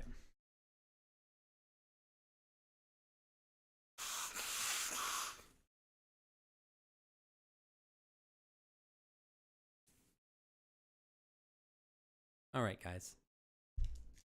So let's think about this. I agree that Sekiro seems to rank pretty low here.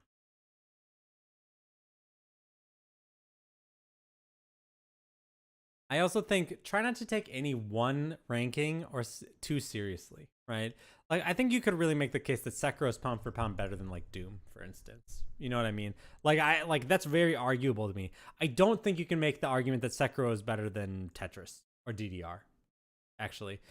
But like these four, they're all pretty interchangeable. So Doom being ahead here doesn't actually mean as much as you think. Similarly, I think Portal is like so far ahead in this particular category of best game that like yes, it's kind of low in the other two, but that doesn't mean it could still be number one. Like because it's so far ahead here. Like the best game isn't Outer Wilds just because Outer Wilds is low here, but just because Outer Wilds has a 2 and a 3, it isn't Celeste just because Celeste has a 3 or a 2 and a 3 as well, right?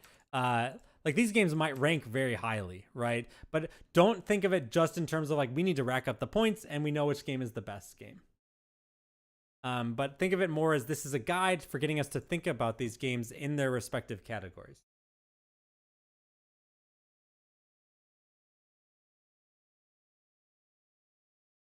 So okay, so some people said Super Mario 64 at 10, then Sekiro. Motonso says Sekiro then Colossus. Bajumero says Sekiro then Alex.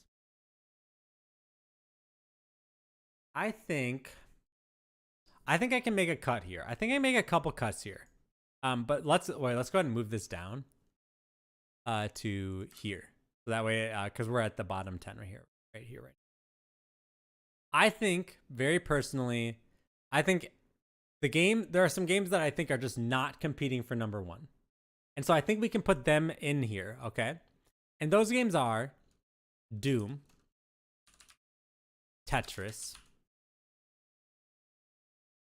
excuse me, Sekiro, Shadow of the Colossus. And I think DDR. Right, I think would you guys how do you feel about this? To me, these 5 games feel like they're not competing for number 1. The other games here feel like they really have a shot. You guys say DDR is not competing for number 1, but I think you might be selling DDR a little short. Yeah,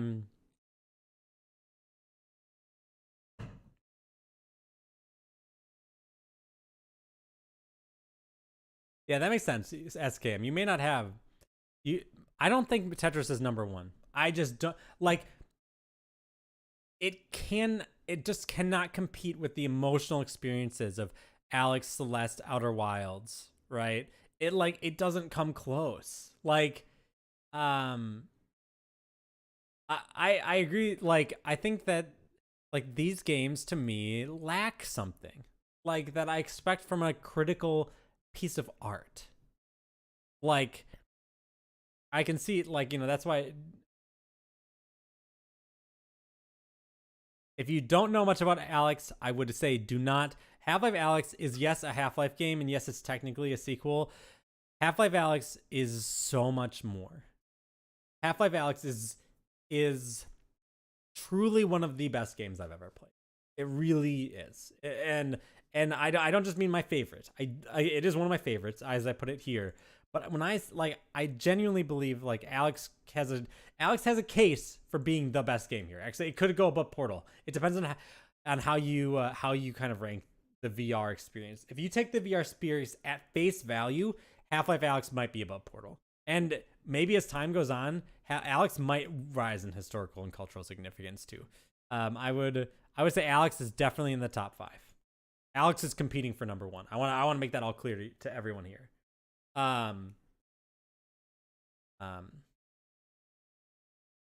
Yeah, I agree. I love Tetris too. Tetris made it all the way up here, right?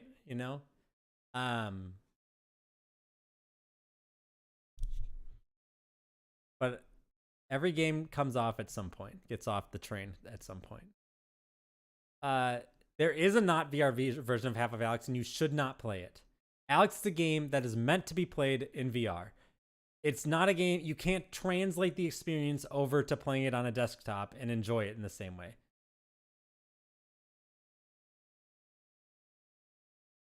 That may be true, Woke Oak. Woke Oak says a thing about, for those who listen to this like a podcast or something, they say that Alex would be higher if COVID didn't happen. That may be true. Or maybe it would be the opposite, right? Everyone was locked inside. And I think Alex had a really bad release date in hindsight. It came out right when the Doom Eternal and Animal Crossing came out, and like those games were so big in that moment, and I think they really overshadowed Alex. Alex kind of needed its own little release window to not be overshadowed. And I think that was also around yeah. But anyways, I digress. I digress. I think that these 5 games are not competing for number 1. I cannot see myself putting Doom, Tetris, Sekiro, Colossus, or DDR at number 1. I see Mario 64 as a. I see what you mean, Phantom Kitten. I think Mario 64 is. So if we were to put Mario 64 in this list, we would have 4 games. The 4 games we would have are Portal, Half-Life Alex, Celeste, and Outer Wilds. That would be our competitors for number 1. So my question would be, would I be okay with any of these being number 1? See, my problem is that I look at this and I immediately am just like, no, these 3 games are number 1. Because, these are the games that immediately jump out to me as number 1. Could I put a game that's not in my top 3 favorites at the number 1 spot of my list? I don't know. I don't think so. I don't think so. I don't think so.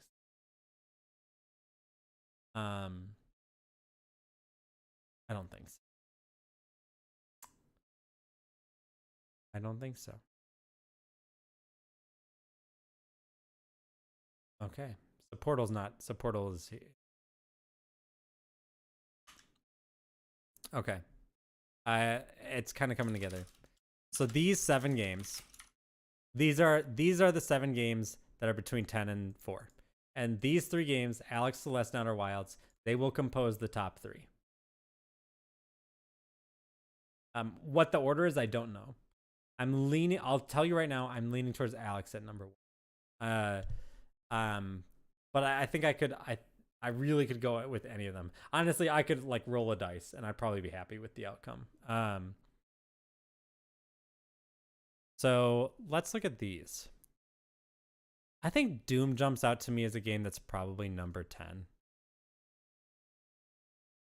Yeah. I think that makes sense. So we can knock out Doom. At this point, actually, this is not... We don't need to delete games from this. We know what the games are. I think Doom is number 10. That feels right. I think...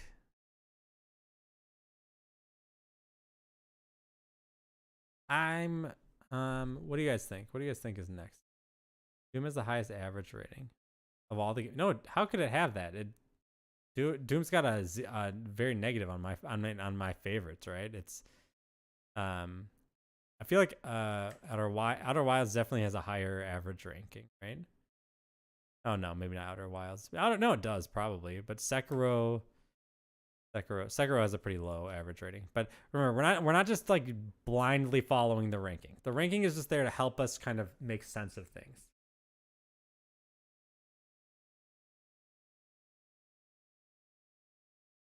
I think this is downplaying the cultural legacy aspect. ET made the list. You think putting Doom here is downplaying the cultural legacy because it is the most. That's fair. Okay, hold on. We'll put we'll delete this. We'll put Doom here and we'll think about it for a second.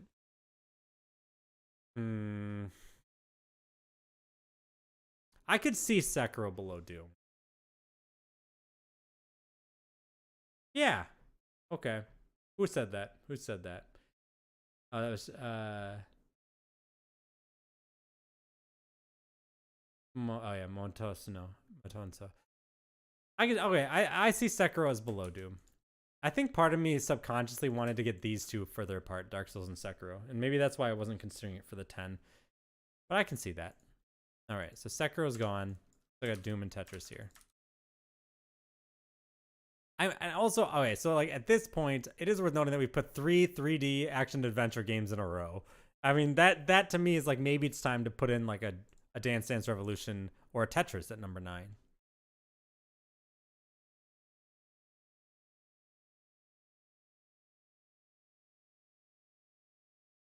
That's true, Chariot. Yeah. Mutanso. You don't have to be sorry with your name. That's the name you chose. I want to say it the way you want it to be. Tetris, Doom, DDR feel like they should be next. But they're also similar.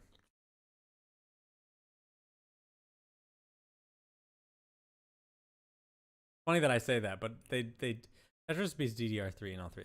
I know people keep saying the Tetris beats DDR. I think DDR might be above Tetris though. Like the logic, right? It doesn't like. Let me put it this way. They're right next to each other here. And I think you could make the argument that DDR is above Tetris. I really think you could. I really think you could make the argument DDR is actually more relevant than Tetris is. And I think here, again, I think you really could make the argument that Dance Dance Revolution is straight up a better game than Tetris. Really, it might be. It really might be. Especially if we consider like the meaning of Dance Dance Revolution. It's dance. It's something that's intrinsically human. The expression is really meaningful. And then here, DDR and Tetris are so close to each other. Like again, in my favorites, like I could really say I like it more than Tetris on given the day.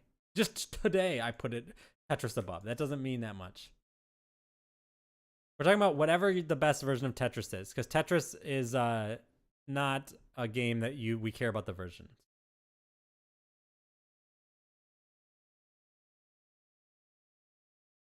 I really think DDR. I really feel like DDR is like a number 6. That's where I feel. That's what I'm feeling. I feel like DDR is a number 6.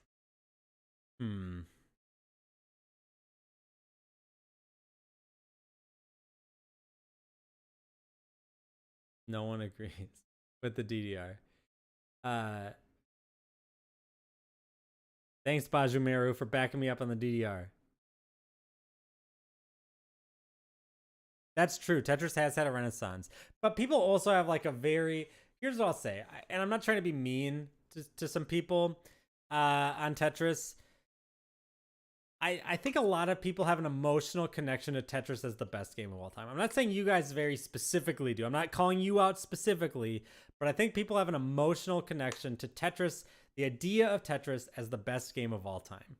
That might sound weird, but what I mean by that is that people look at Tetris and they're like, this is perfect. This is the ideal video game. I think people really kind of talk about Tetris in that kind of way. Like if I had to show an alien a video game, I'd show them Tetris because Tetris is, but I think Tetris is a little sterile. Right? Right? Am I wrong? Tetris is a little sterile. Right? It's a surgeon's favorite video game, okay? Tetris is the mathematically correct answer. Tetris can't be the best game of all time. And here's why. Because human beings are not just mindless playing machines. Human beings are emotional creatures. And DDR is a more emotional experience than Tetris. I really mean that. DDR is a richer experience than Tetris is, because Tetris is sterile and DDR is live. Yeah.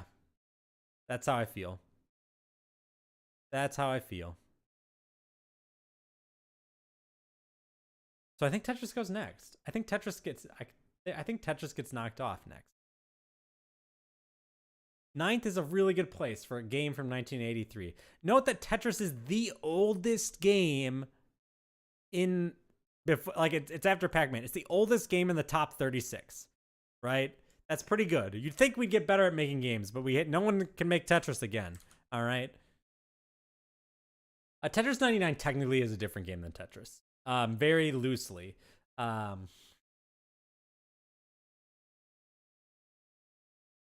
Tetris is kind of stressful. Sure, I would concede that.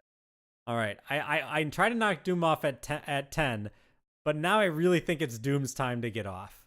I really do. I think that I just personally I look at this and I just think, yeah, Doom is pretty much, this is it. This is where I just can't see Doom beating. Well, I could see Doom beating Shadow of the Colossus. I could see Doom. That would be it. These two are, and then I think it's these two. And then it's DDR. And then our top 5 is DDR, Portal. Or no, sorry. So it would be like this. It'd be like these two and this. And then the top 5 would be Portal, 64, Celeste, Alex, Outer Wilds. So only thing we need to do here is figure out the order of these 3.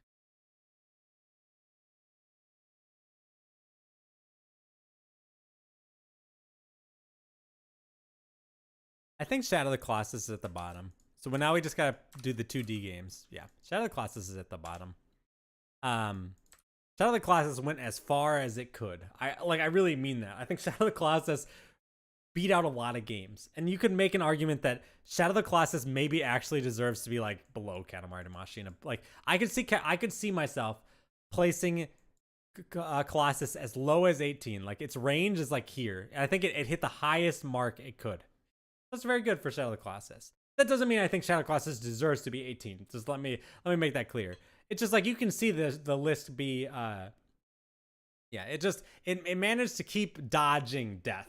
I feel like it dodged death quite a few times, but now it's stale. It's at 8. It's at 8. Stale as in it's done. It's done climbing.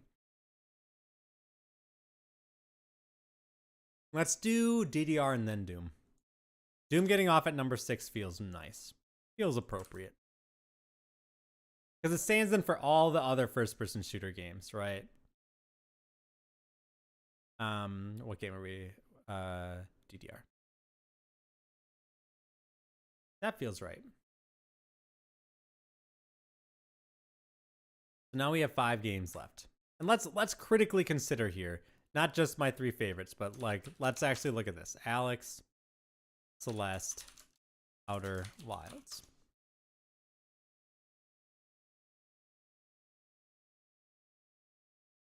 Santa Claus is on his last legs. How are we doing? How are we doing on the stream? Let's look at this. It'll just show it to me right here. 19. Oh, 19. I like this thumbnail, right? I feel like this thumbnail I did a pretty good job. Made that in Photoshop in the 10 minutes before the stream. Look, you can see me if I hold this. Look, there I am. And there I am doing the thing. This is our pre-break. Ooh, I've got a message, a notification. Should I click on this? Someone commented that they don't agree with me about taste. Okay, well, I'll read that later. Okay, Portal, Super Mario 64, Alex, Celeste, Outer Wilds. Actually, this is really easy. I know what number 5 is. It's Super Mario 64. That's really easy, actually. I look at this and I'm just like, oh yeah, Super Mario 64 is definitely the game here. It's the oddball out. It's the odd man out. So now we've got Portal, Alex, Celeste, and Outer Wilds.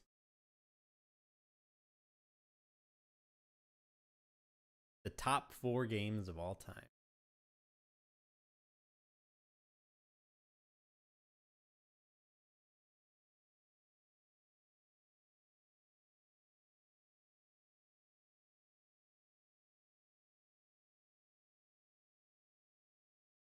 What do you mean by that, Paul? Those definitely feel like an aesthetic.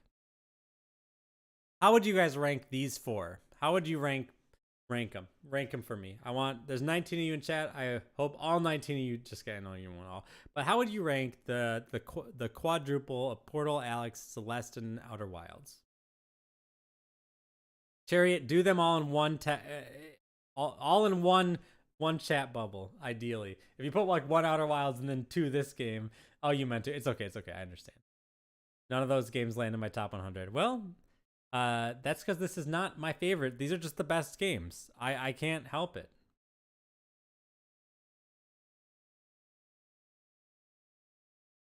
So, going descending. So A7 says that their favorite would be Outer Wilds, then Portal, then Celeste, then Alex.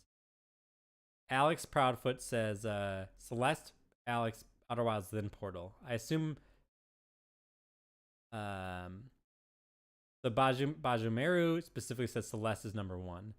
Phantom Kitten puts Outer Wilds at number 1, Celeste at 4, and Portal and Alex in the middle. Daily Cast says Celeste, Alex, Portal, and then Outer Wilds is number 1.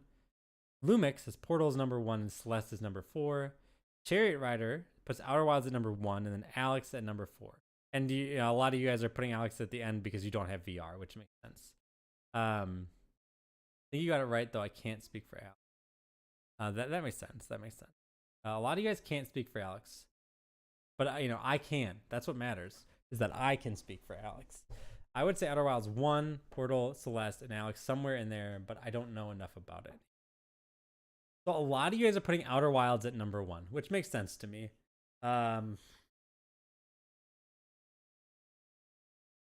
Mutanso puts Outer Wilds at 1. So a lot of you guys put Outer Wilds at number 1. That's interesting to me. I don't mean that negatively, by the way. Not like interesting negative. Just like, I think a lot of people have like I think a lot of people really like Outer Wilds. And I get that. I think Outer Wilds is all 4 of these I think are really special games. Let's talk about them. Let's just talk about them for a moment. Okay. Let's talk about these 4 games and what makes them special. I think that might help illuminate which one might be the best. Okay. So let's talk it through it. We'll start with Portal. All right. What makes Portal special? I think, like I said before, I think we could say Portal is a pop song of a video game. It's short, right? I think the first time player, right, is going to beat it in like 2 hours. It's like a feature length. It's shorter than any of these other games. It's extremely accessible, right? Like a pop song would be. It's easy to dive into. The concept is so intuitive, right? The concept of Portal is by far the most intuitive of these 4 games, right? And I think that's very special, right? They all solitary vibes in my mind. I agree. maybe that's my taste showing. I think that I tried to make this without exactly like saying like this is my list, but I think another thing to note is in only one of these video games do you kill enemies, and that's Alex. And that's another aspect of my taste kind of showing. You can even look at the top 10. The only games where you kill things are kill lots of things. The only games where you kill things like a normal video game person are Doom and Sekiro. And then Shadow of the Colossus, you kill things, but it's very spread out, right? You're not like killing like a bunch of stuff. And each kill feels dramatic, and like not just dramatic, but sad. Like it feels like you are doing something wrong when you kill the Colossus. I feel like Colossus has a game, but then Alex is a game where you're just gonna kill a lot of people.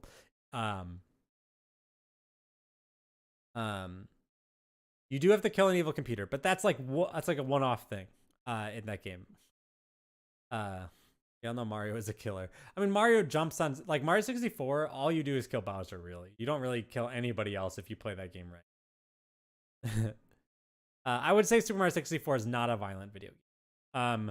I think you can jump on Goombas, you can throw the bombs, but like it's not a game where like you don't have to kill things to advance forward for the most part. You're not like constantly like thinking like, how do I eliminate enemies? You're thinking, how do I get from A to B? It's in a way, Super Mario 64 and Portal are very similar in that way. So anyways, let's return to Portal.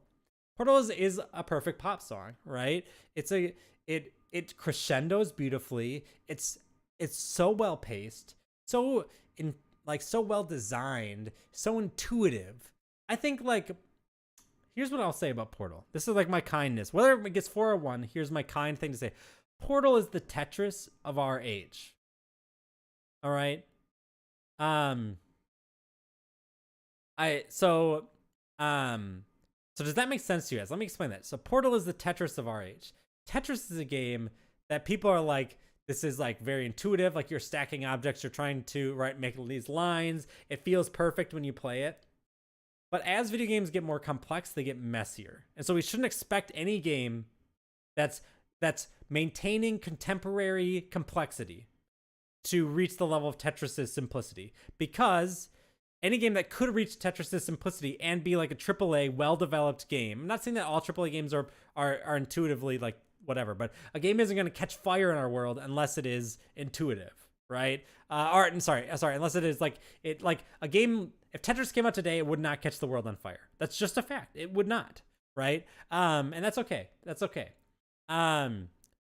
But Portal is the closest thing we could get to like a AAA first-person shooter, well-designed, art-directed, team of 20 people making it game that hits the vibes of Tetris. And I think that's why Portal's special.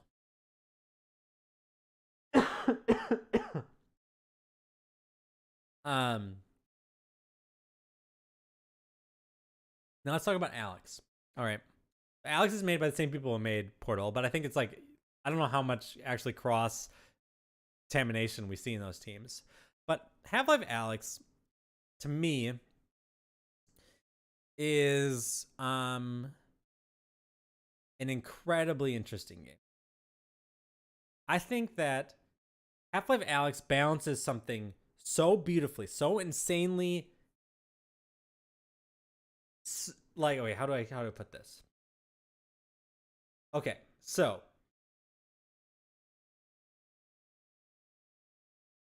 how do I put this? I'm trying to think of how to put this, how to explain this. All right, so we talk about video games. We talk about when we talk about video games, we love to talk about agency. I'm not saying agency is everything, okay, or anything like that. But when we talk about video games, we love to talk about agency, about the player's ability to play the game the way they want to play it, their freedom, okay? Laser, I do not care about accessibility, about its inaccessibility to get it to even play in terms of ranking it as the best game of all time. That is not factoring into the equation whatsoever. Just to be clear. So when we play video games, every player wants to feel a sense of agency. That's like a fact. Like whether like when you're playing every game here, agency is part of the experience of playing the game. Whether it's pathologic and you are the player and trying to, do things in this crazy disease-ridden town and trying to save the world, right?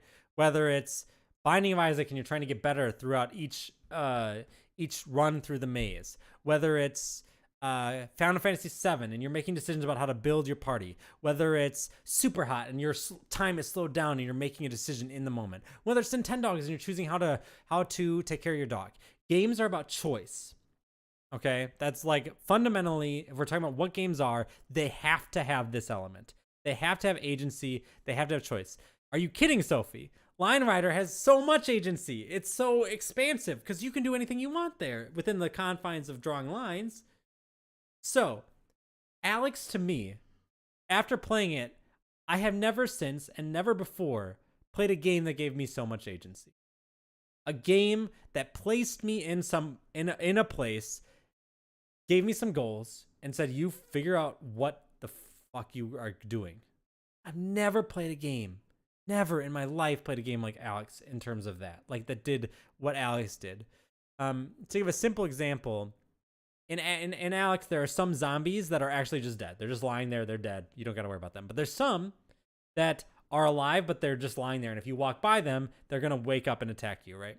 And I was in this construction site, and there was like a stairwell. And I looked down the stairwell, and I'm like literally peeking over a railing, right? And I see the zombie, and I don't know if it's alive or dead. And I don't have that much ammo because it's a horror game. I don't know if you know this, but Half-Life Alyx is a horror video game. That is what it is. First and foremost, it is not a first-person shooter. It is a horror puzzle game with shooting elements. That's what it is. It's actually a horror game.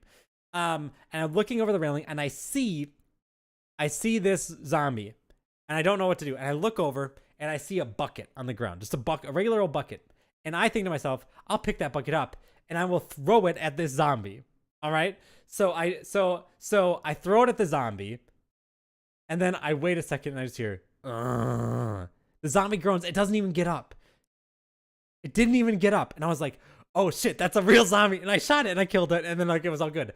I've never felt so smart. Like I came up with a solution. I mean, I'm sure they put that bucket there. Like it was well designed or whatever, but it felt like my agency. I could have approached that in so many different ways, but the fact of leaning over the railing, right? That's a decision I made to look that way. Then to look in my surroundings, to find something to do something with, and then to throw the bucket, which I didn't know. This is the thing to critically realize. I didn't know that you could interact with the zombies by throwing things at them when they're asleep. I just didn't know if it would work. And then it did.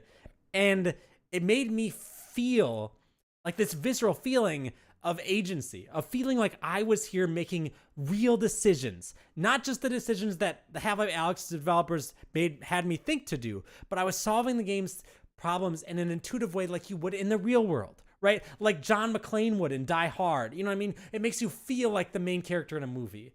Like that's the level of agency you get from Half-Life Alyx, despite it also being, this is the insane thing, it is also a horror game which strips as much agency from you as possible. It's not a Half-Life game. You are not Gordon Freeman. You are not an omnipotent shooting god. Okay? You feel so frail. This is what's so beautiful about Half-Life Alyx. There's a tension. There's this beautiful tension in the game. You are at once an incredibly frail woman who dies very quickly if you get shot or hit by a zombie. And you feel so frail because you can't move like you do in a shooter, like where you're running and jumping and doing all this crazy stuff. Because every move, every aim of the gun, every time you have to reload, it feels so stressful. Just reloading your gun, because you literally have to do the fucking action. You don't just press R to reload. You literally have to do the action and then you have to aim, and you have to aim while someone is fucking shooting at you. It's so intense. It's so visceral. And there's so much agency involved in that feeling. And that's why Alyx is so special. So it gives you a feeling of agency while also you're not agency in turn, like it gives you more agency than any other game, but not agency in the sense of like, I am an omnipotent god who creates and destroys at will. But no, you have the sense of agency like you are in this world and trying to survive like a rodent. Like you are a rodent in Half-Life Alyx. Everything is bigger and scarier than you. And Thus, overcoming its challenges with this agency-filled environment around you feels so extremely rewarding. You make more decisions per minute in Half-Life Alyx than you make in any other video game. Really, I mean that. If you actually sit down and think about it, you make more decisions per minute in Half-Life Alyx than any other video game. Okay, so I just ranted about Half-Life Alyx for a very long time, but I think I've convinced you at least a little bit that it's a very special game and that it maybe deserves to be so high on this list. Now let's talk about Celeste. Okay, so why is Celeste special? I think Celeste is special for two reasons. And this is why Celeste could be both a very good number one pick and perhaps also a very bad number one pick. Because Celeste does two things very, very well, but I don't think it executes on either of them perfectly, or that the things that it does are not necessarily new things that are unique to Celeste. Celeste is a perfection of things that came before it, but that's still very impressive in and of itself. So Celeste does two things that are extremely well. First of all, what does Celeste do? Celeste is a 2D platformer, but it reinvents a genre that is so well worn and makes it, but in a way that's really intuitive. I don't know how many new 2D platformers you played, but a lot of 2D platformers nowadays, they need a gimmick to be interesting. Really, they do. Like a lot of games coming out now, like indie games and stuff, they need a central gimmick that will draw in viewers and be like, this isn't just Super Mario Bros. This isn't just Super Meat Boy or whatever other name insert 2D platformer, right? Celeste kind of has a gimmick with the dash mechanic, but it's so intuitive, so like, oh, I totally understand how this works, that the gameplay feels so fluid and wonderful and nice, and how it iterates on that mechanic is perfect. There's no possibility of a Celeste 2, in my opinion. It would feel hollow. It would feel hollow in comparison to Celeste, because what Celeste does is it takes its central premise and it stretches it as far as it will go, and it does just truly amazing things. It's amazing that a game like Celeste really didn't come out before Celeste, because it feels so natural in hindsight, right?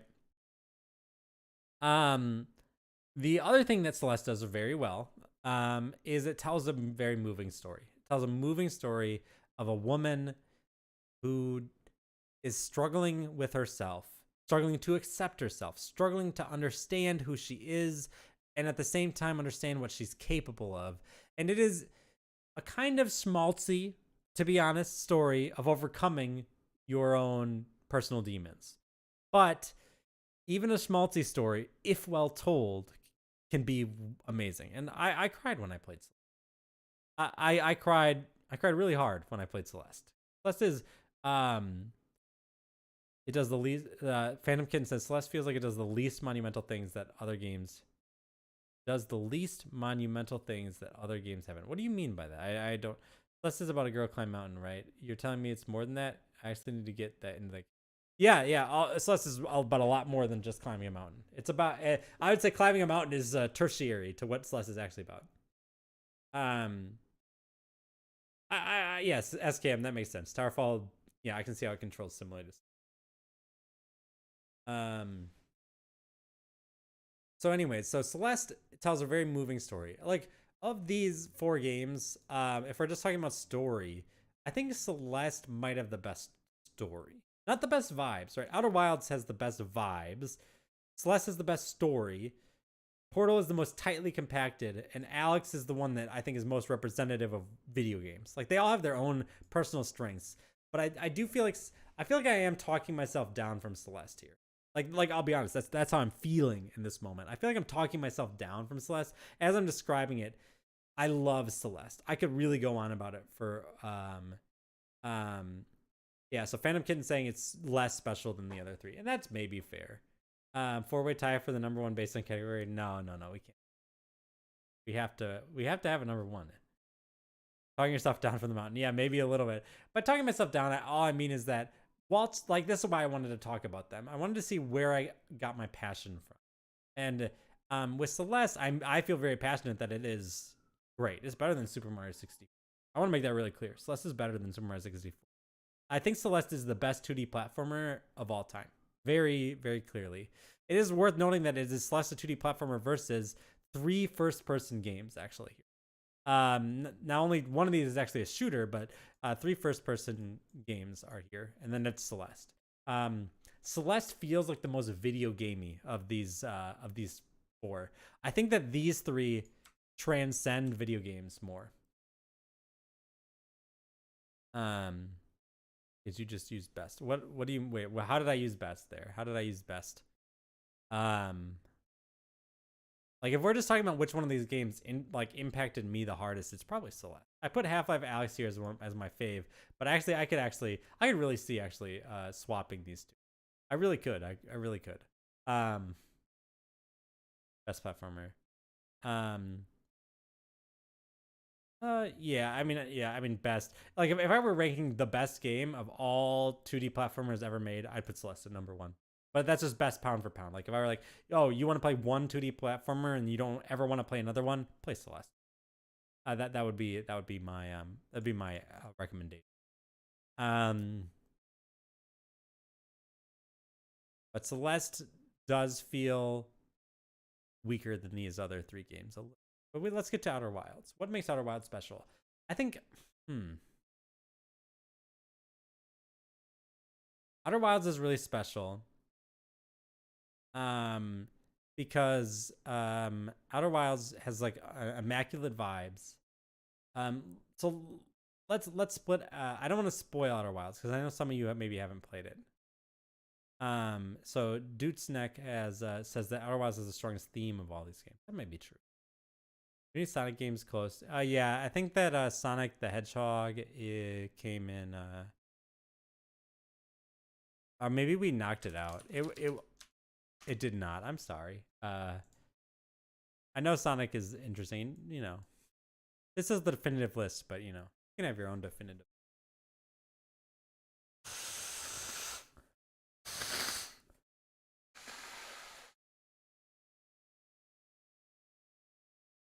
Among Us at 69 was a good thing. TV Robo I think is number 58. But Outer Wilds. So Outer Wilds does 2 things so well, and I think they're worth remarking on. But I'm not going to spoil the game. So what Outer Wilds does so well is the first thing it does so well is it crafts like a Rube Goldberg machine mystery. You are a detective in Outer Wilds. I don't think people talk about this stuff. You are a detective. You're collecting clues. You're trying to piece together a mystery. That's what you're trying to do in Outer Wilds. It's just not a mystery of someone getting killed. And so people don't realize that. But the way that it's constructed and how you discover it, I just talked about Alyx and Agency really hard. Outer Wilds doesn't reach the levels of Alyx's Agency, but Outer Wilds feels like a journey only you could have taken. It's a game you can't replay because once you've cracked the code, so to speak, it unravels itself. And maybe that's a weakness, maybe that's a strength. I won't say. That's for you to figure out. But Outer Wilds is a mystery that you uncover, and I think that mystery is incredibly interesting. It's hard. I want to make something really clear. Portal is a game where you just focus on getting from point A to point B, and you've got a tool and you try to use it. All right, that's really interesting and intriguing. But it's inherently very immediately visceral to your human experience of the world, where you move from one thing to another. Okay, you naturally go from point A to point B all the time. Outer Wilds is not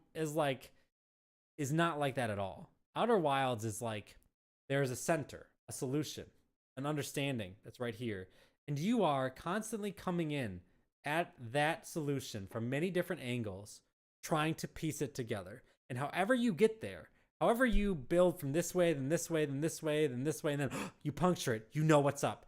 That's yours. No one can take it from you. It's yours. And that's really special. And then the other thing that Outer Wilds does really well is it is got an incredibly moving finale. I cried. I cried really hard when I Wilds. Outer Wilds makes you feel both small and big at this, and that's really special. Yeah,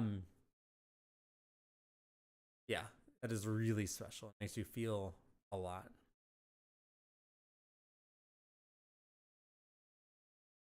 I think I know the order, guys. I think I know the order. I don't think it'll be that much of a surprise after hearing me talk about it. I think number 4 is Portal. I think Portal's really good. But it is ultimately a little limited by the fact that it is just a pop song. And ultimately, I think the best song of all time is not a 4-minute pop song, but something else. And I think that Portal is such a good game. It's so tightly crafted. It is, I think, pound for pound, maybe the best game on the whole list. But I don't think Portal touches you here the same way as these next 3. I think all 3 of these games touch at something that it really deeply means to be human in a way that transcends. And then I think the next game is Celeste. I think Celeste is really special. A really special game. I think what it does so extremely well. It does what it does so extremely well. And I think that, I think Celeste is like an example.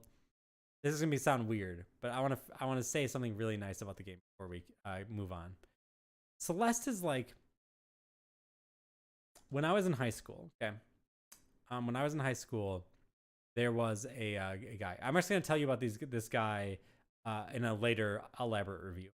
There was a guy named Ross. Ross has the exact same birthday as me. All right. Ross, for my estimation, was the coolest person in our high school. He was incredibly nice. He was very nice to everyone.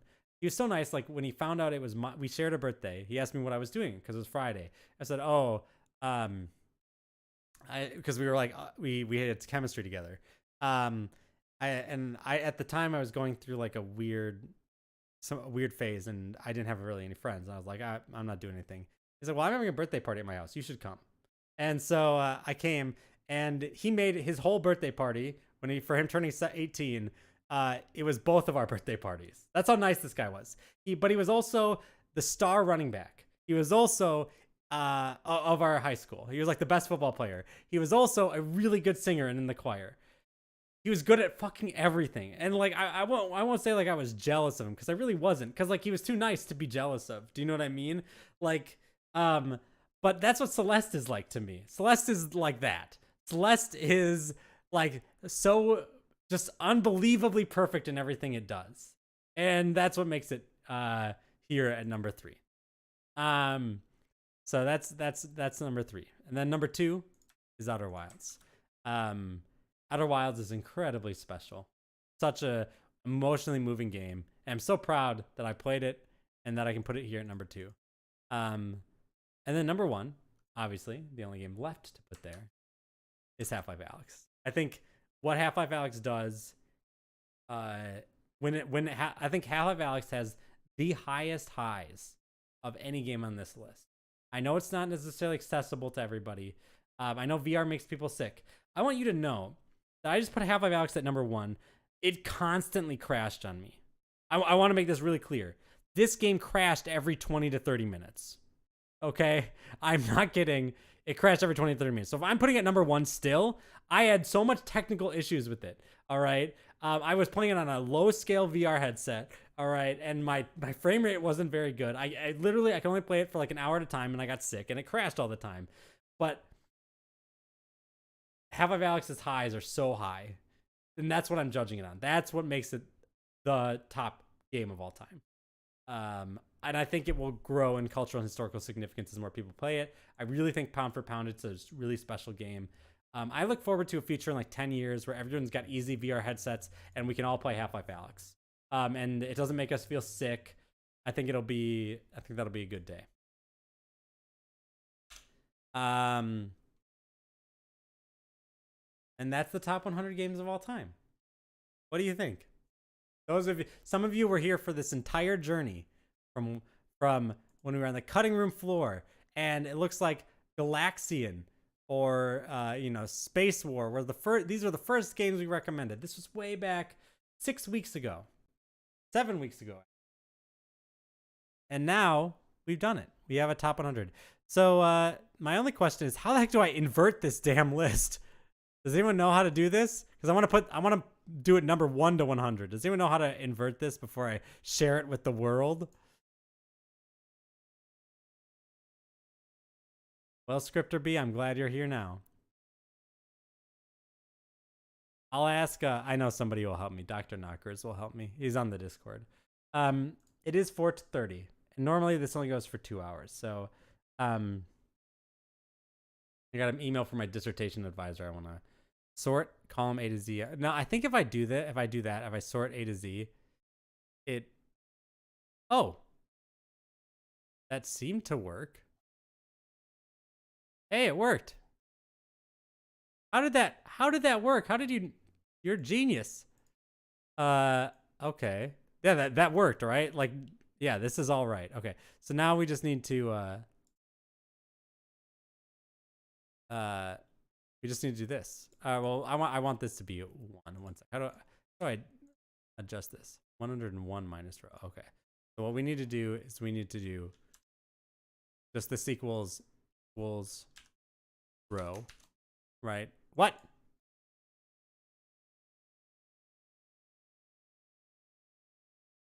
What? I don't know how to do. God, I'm so stupid, guys.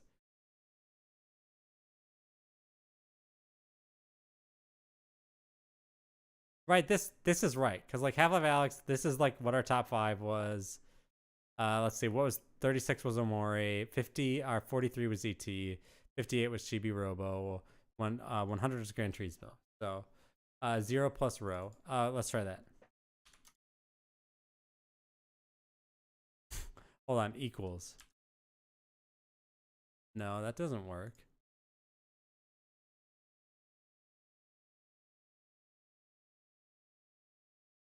No. Why am I so dumb, guys? All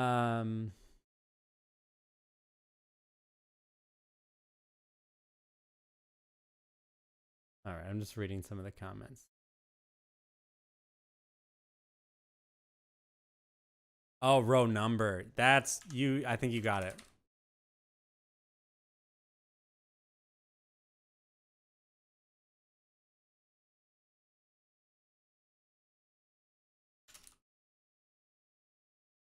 Hold on. Row. Oh, okay. So here's what it is. I got it. Oh, wait, hold on. It's just equals row. There. That's it.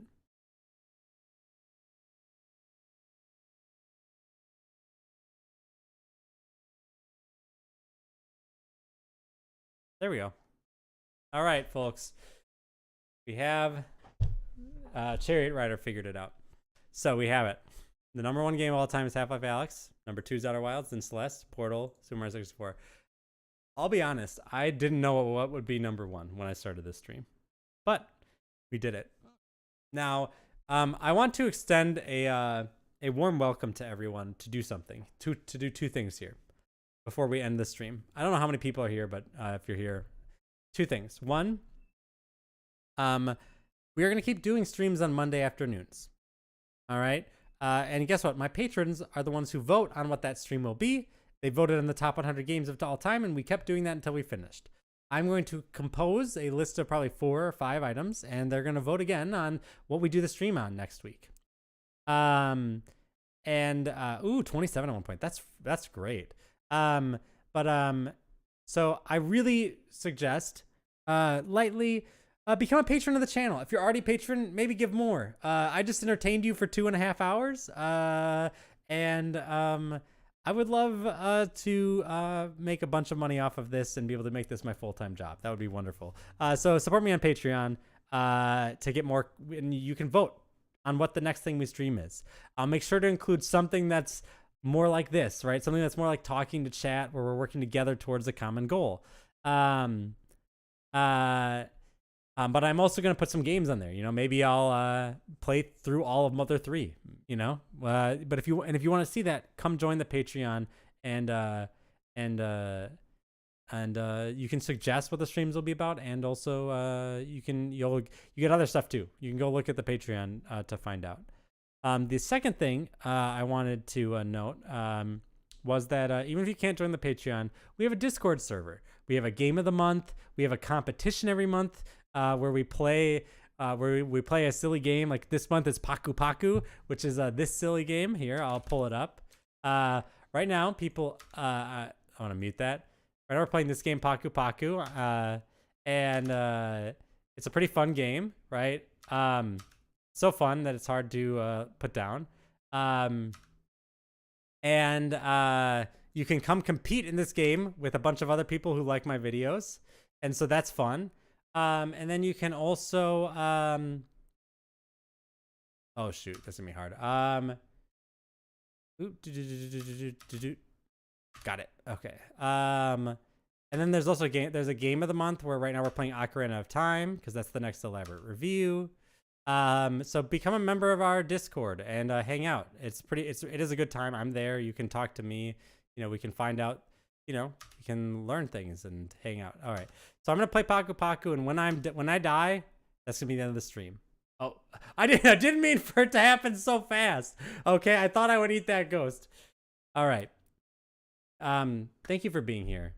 Thank you for supporting my channel by being a viewer here and enjoying my rambling. Here is the top 100 games of all time. I will post a link on our Discord as well as all over the place on Twitter and everything. But I love you. From the bottom of my heart, I love you so much. Thank you for being here. I'll see you next week, Monday.